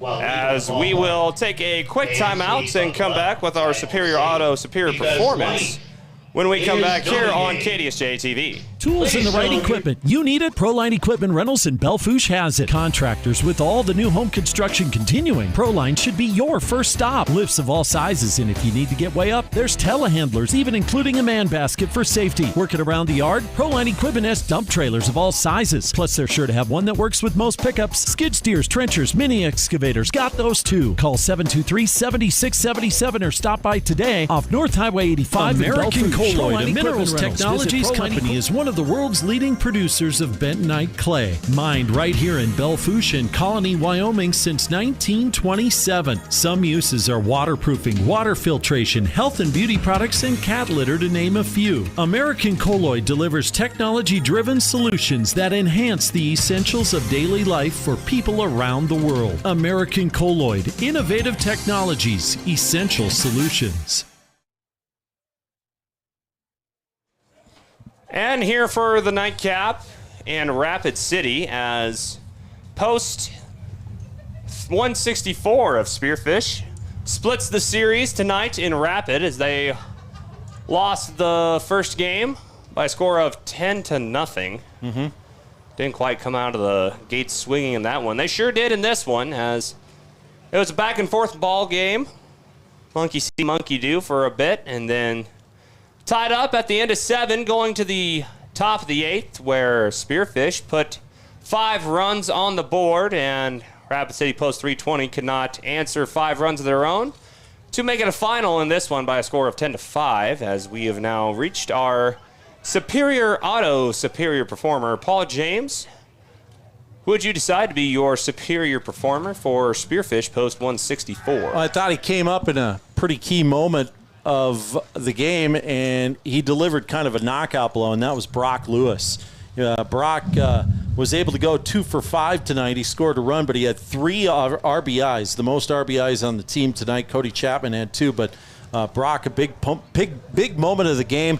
He had a great at-bat. He was fouling pitches off. He worked the count up and then found a nice fastball groove down the middle of the plate, and he did not miss it. He drove it into center field, scored a couple runs on that, and I give it to Brock Lewis, the superior performance of the game. I would have to agree with you. Brock Lewis awarded our superior performance here in Game 2 of KDSJ-TV's second game here between Rapid City Post 320 and Spearfish Post 164, as that will do it here in Spearfish, as in Rapid City. And Rapid. I need to go to bed. We need to go to Spearfish. Need to go to Spearfish so I can go to bed, as it is past Paul and I's bedtime. Yes, Thank you for joining us here on this late night, beautiful Thursday night here in Spearfish in Rapid City.